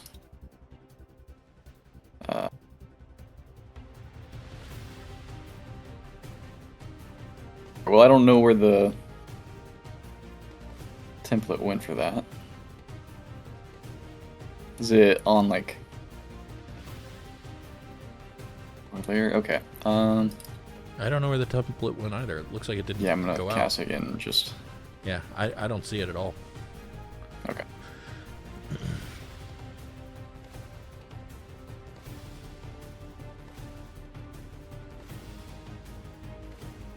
There you go.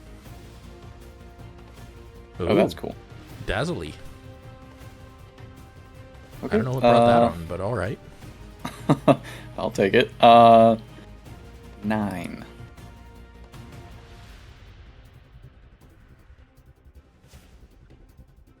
Alright. And I'm gonna move back. That'll be it. Okay. Figure up. What is going on with that moonbeam? It's scintillating,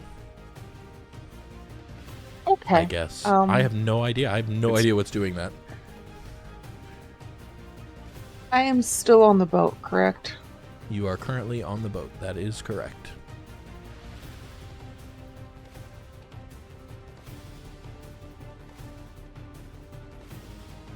Well, I'll mark the elemental, even though it's underwater. What's the range on your mark?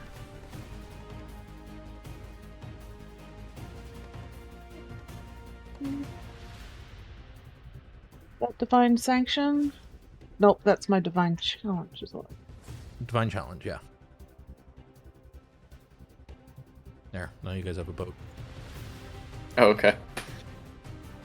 Oh, 30 feet. So, You might be able to. If you move up to the bow, you can definitely do it.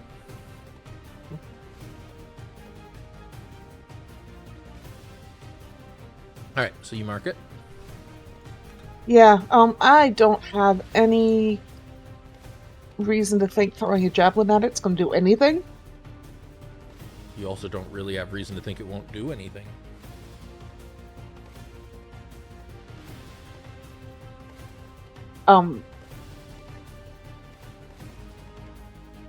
Is this mark under the water cash or what?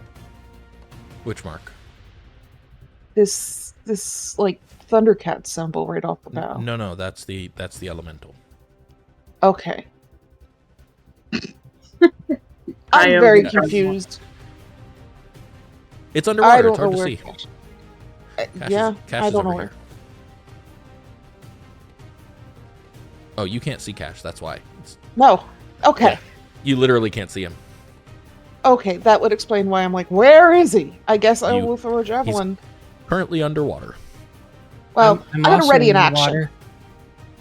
You're in the water. You are not under the water. I'm in the water. Mm-hmm.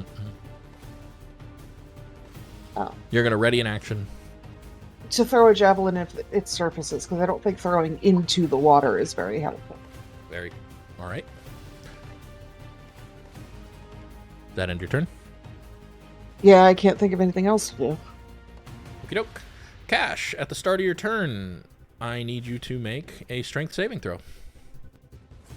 Wonderful. Mm-hmm.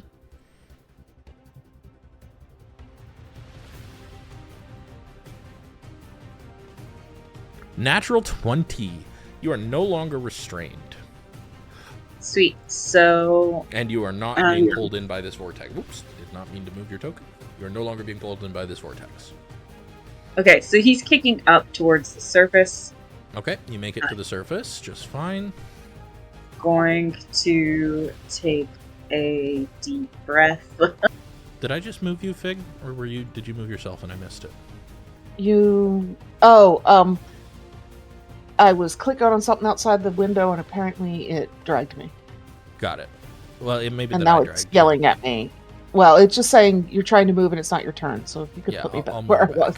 There you go. Okay, anyways. 10 feet to get to the surface. What's next?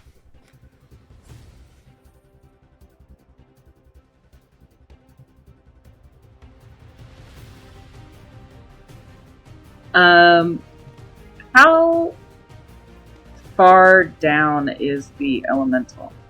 10 feet down where you were. Okay.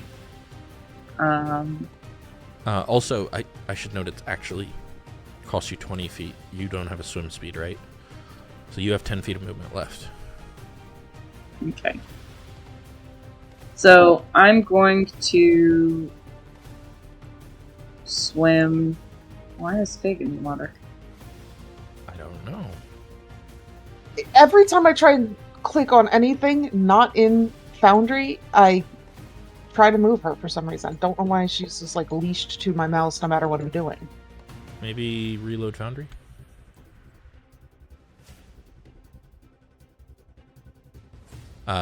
Movement is doubled is what you should take away from that, Anne. So I have 5 feet left? You have 10 feet left, but it will cost you 2 feet for every 1 foot you move. So, yeah. Okay.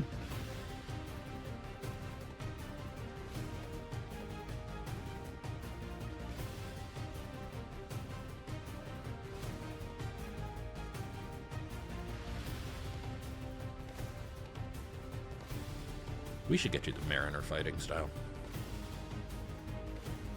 Would be pretty appropriate. It would be appropriate. +1 to your AC and swim and climb speed equal to your speed. Yeah, that would be very good. Yeah, we should look into that.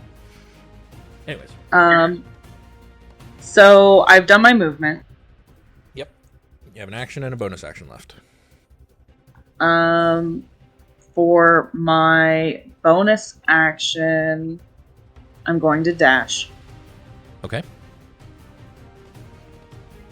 You can move another 15. You can swim another 15, as it were.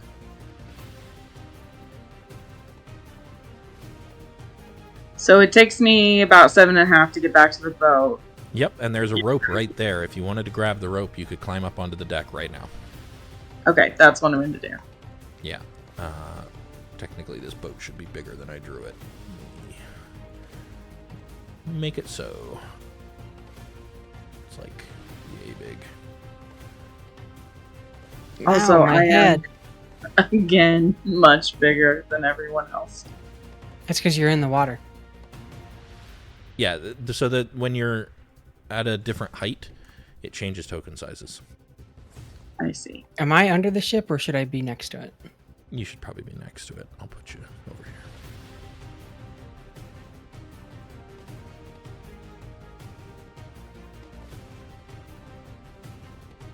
Hooray, you got back on. I am back on. And, You're Bacon? Kevin Bacon? Cassian Bacon. not Cassian quite. Bacon. 7 degrees of Cassian Bacon. Anyways, Action left.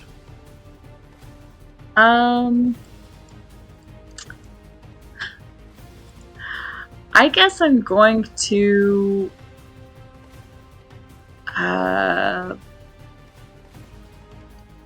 equip my short bow. Okay. And do I get a shot with that, or do I have to do that? You didn't have your rapier out when this all started, so pulling Right. out your short bow is a free object interact. So yeah, you can take a shot. Okay. I think you would be like here.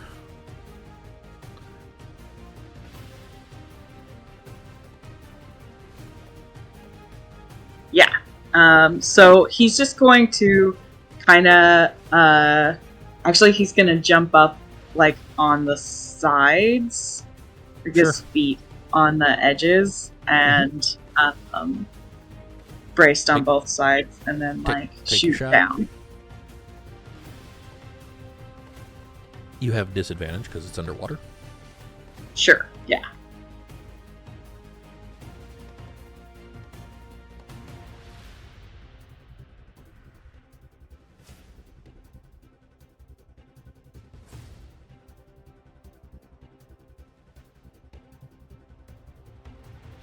14 hits.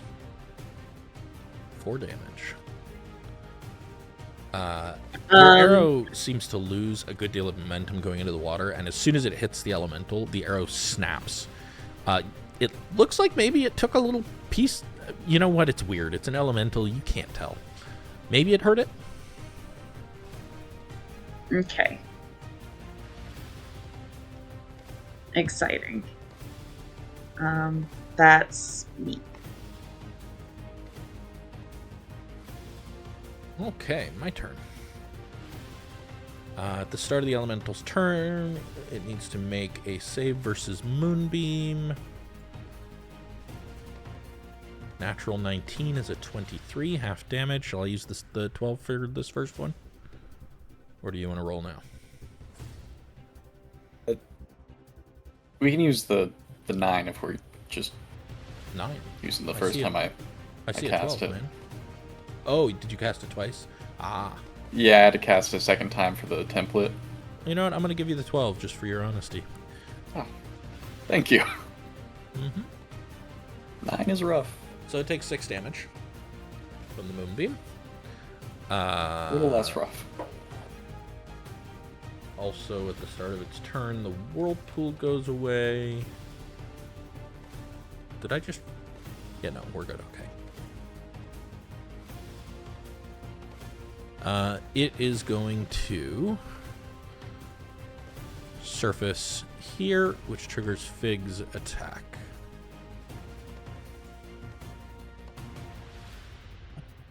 Go ahead, Fig. Javelin in the water. Well,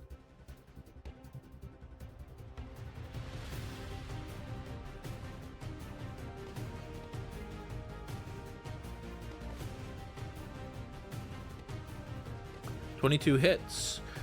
You fling your javelin at it, and it gets stuck inside of the elemental and whirls around for a bit before turning into splinters and getting flung off in every direction. You're pretty sure it did hurt it a little. Nick just kind of like, oh, my javelin.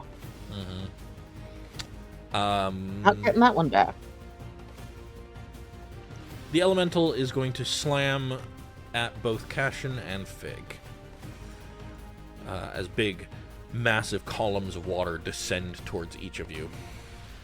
I rolled a 24 for Cash and an 8 for Fig.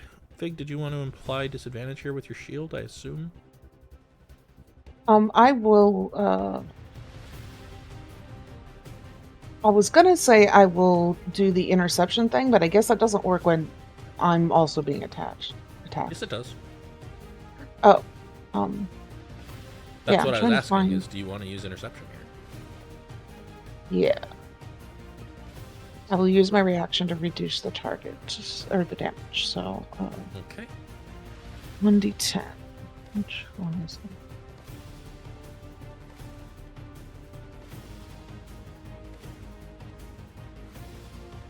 I could also parry, right? Oh, I actually, I need to roll with disadvantage first. Does a 15 hit you, Cash? No, it does not. Ah, well then it doesn't matter. You don't need to use that reaction at all, because I forgot that you had applied a mark, which gives it disadvantage to attack. Its attack on Cash misses because of your mark. Good job. And it did not hit me with a melee, so I can't zap it with my shield. Okay. You can't zap it with your shield. 'Cause It didn't did, hit you at however, all. make an attack against someone else. You could burn a spell slot if you wanted to. I Because it don't want may- to do that right now, because I Okay. don't have a lot of spell slots. Yep, that's fair. I'm just making sure you know your options here. That is the elemental's turn done. Del. Did I just get out of the water last turn? Yes. Okay. You used your action to summon the ice block and then got yourself out of the water. Speaking of, both ice blocks are melted by now. This water is not conducive to retaining ice.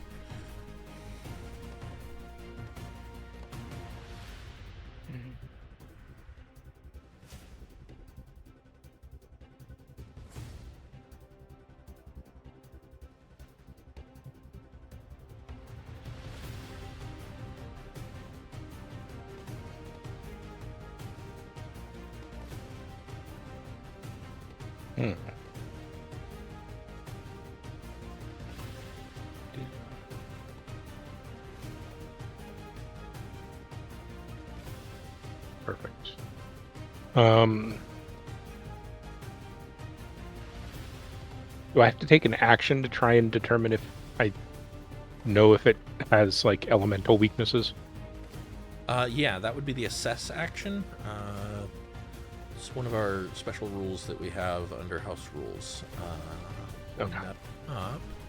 Under actions, assess. As an action, you can make an intelligence check to assess. Oh, that's a group of foes. Sorry, it's the study action.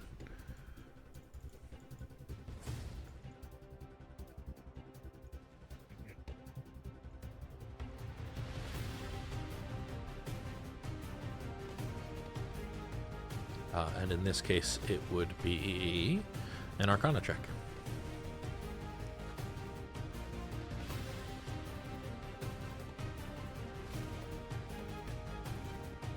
Yeah, you know that it is resistant to physical damage and acid, immune to poison. But that cold damage does work particularly well against it. Okay.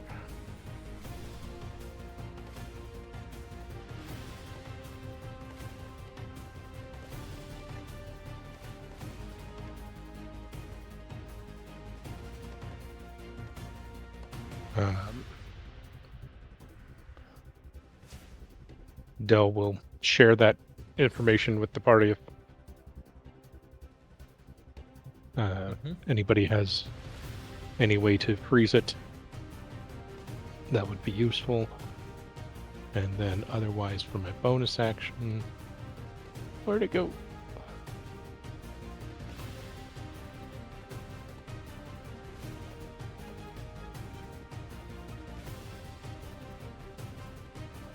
That goes to Cash.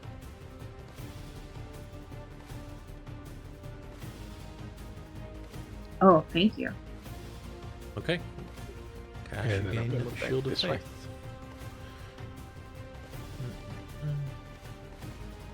Do I just keep up with that mentally? No, I'm going to add it right now. If I can remind myself how to do it, but I will make sure it's on your sheet. As an effect, right? Yeah. Well, Corthynd sees no reason to waste his time getting back up when he's got a perfect view of the elemental from here. At the end of Del's turn. Mm-hmm. Okay.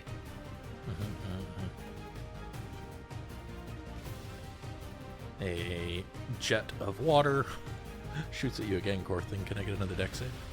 What the fuck? I'm already in the water. Yeah, I know, it's funny, huh? But you never did splash fights in the pool? 18 is saves. You manage to not get launched 20 feet further away. Corthyndahast knows how to swim. He took Elven swimming class. Anyways. Bobbing in the water here, I will Eldritch Blast again. Okay.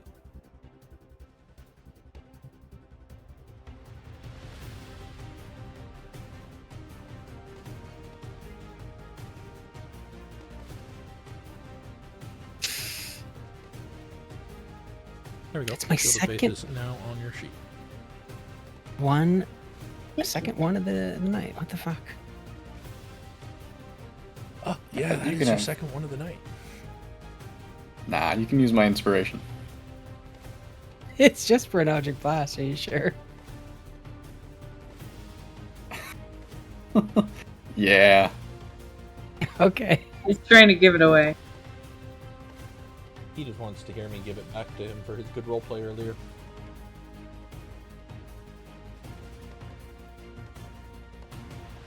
It's one. Do some damage to this thing. 17 does hit. Hooray. Oh. And your extra? Pretty good. Oh. 12 damage. Are you pulling it again? I guess you gotta move your moonbeam anyways, right? Yeah. Sure, why not? Having this Ooh. close to me is not the worst thing. This is a bad idea. I'm sure it'll be fine. Fig. Oh no, you had your javelin drawn, it's gone. Cash has a ranged weapon drawn. Never mind. No attacks of opportunity for you guys. Punch the water.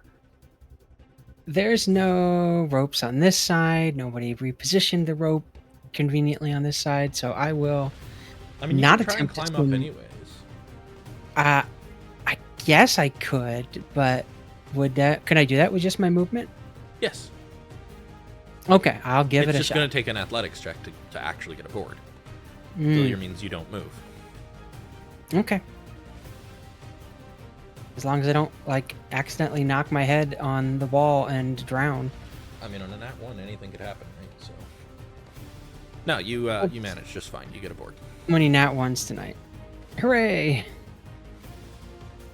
Okay, that is my turn. Right. I will just. Well, at the end of his turn. Okay, carry on. Okay. Swirly, swirly, swirly. That's past the center. I'll move that moonbeam and then I'm gonna run to the back of the boat here. Then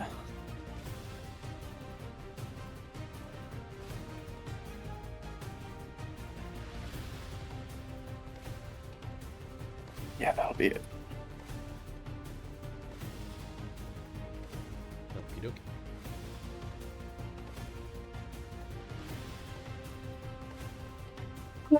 Is it to the boat? Sorry, what? Could I stab it with my sword from here? Absolutely. Oh, good. I'm going to do just that.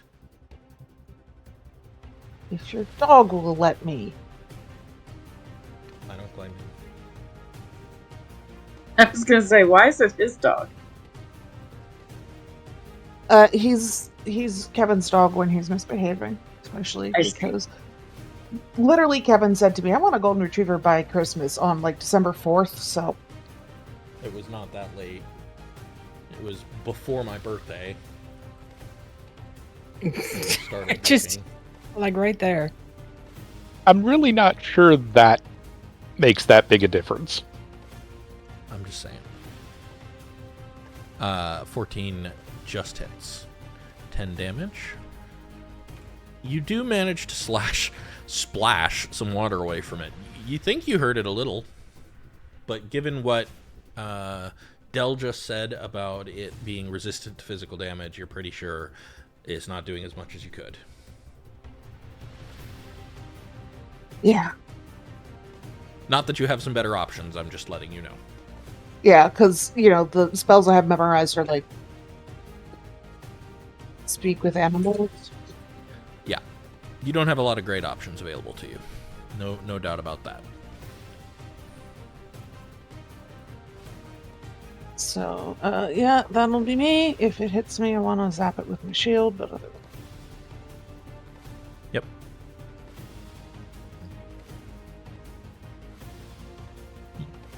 Cash. All right.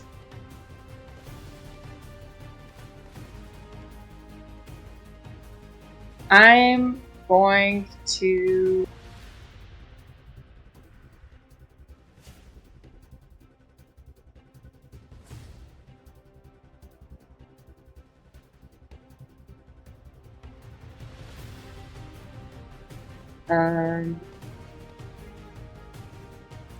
drop my short bow here.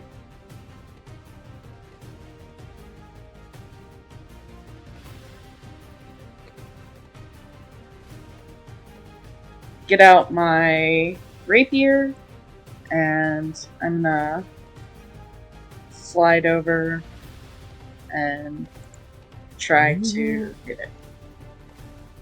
Oh my god. Hey. Meet the green current. Nice.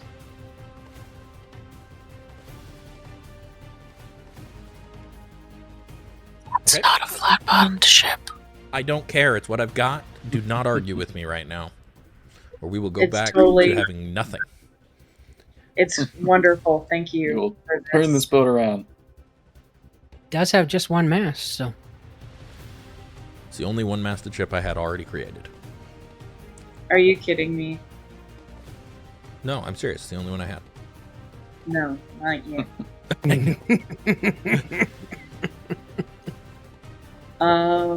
Alright, I'm gonna use my offhand.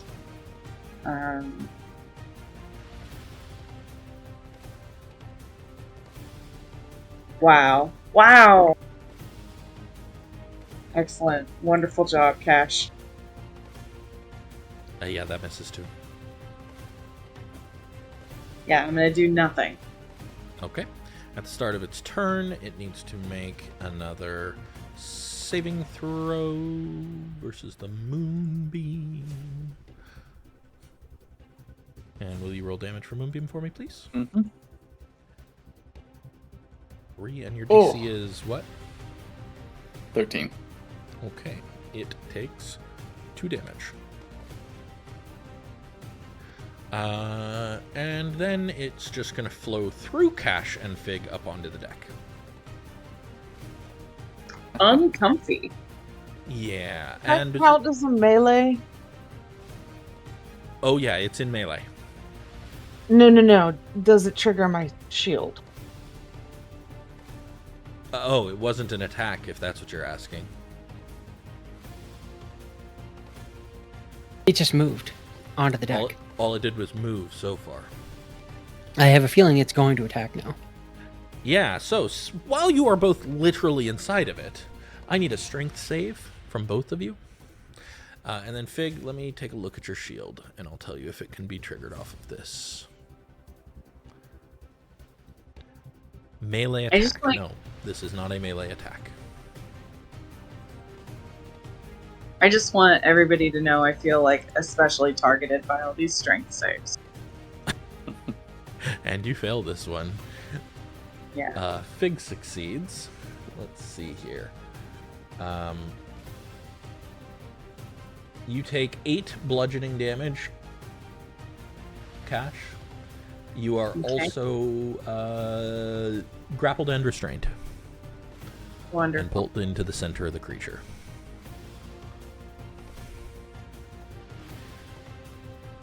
I know how much you love that. Oh, and you can't breathe right now.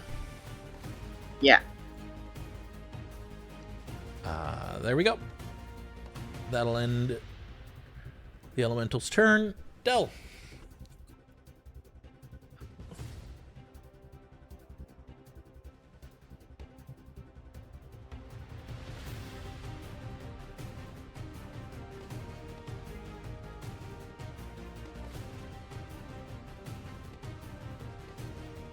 All right.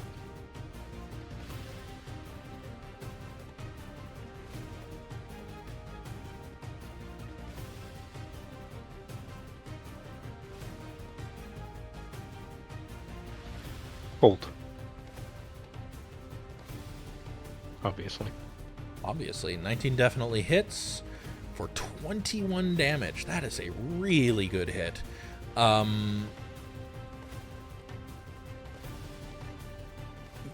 You see your orb of energy streaks into it, and wherever it touches, the elemental's body begins to freeze around that area. It looks like it's going to have a hard time moving for a bit. You have slowed it.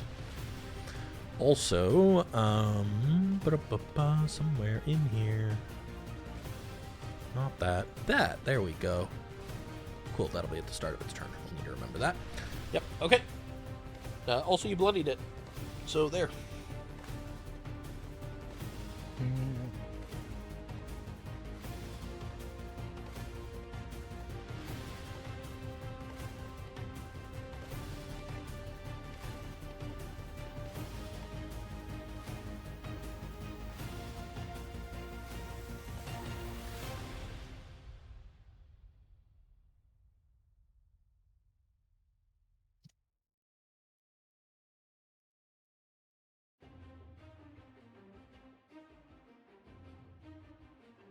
Okay.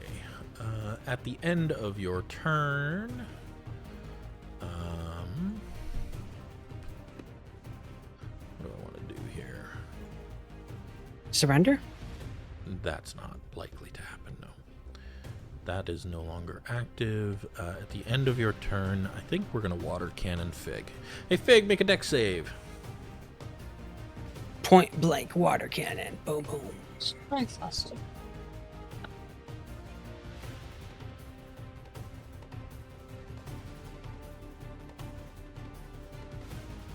Sploosh.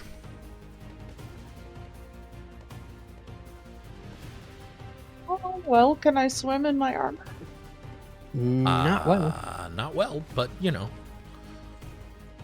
Well enough to not drown? Probably, maybe, we'll see. We'll find out. Hey, it hit me. Will we find out next time? It was not melee, though.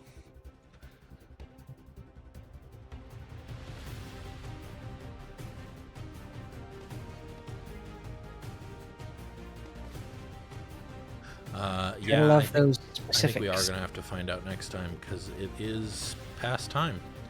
And that was the top of the round, so we will end there. All right. And pick Cool. up next week with Okay. the continuation of this elemental fight. Hope you guys enjoyed. Very much. Thank you. See you next week.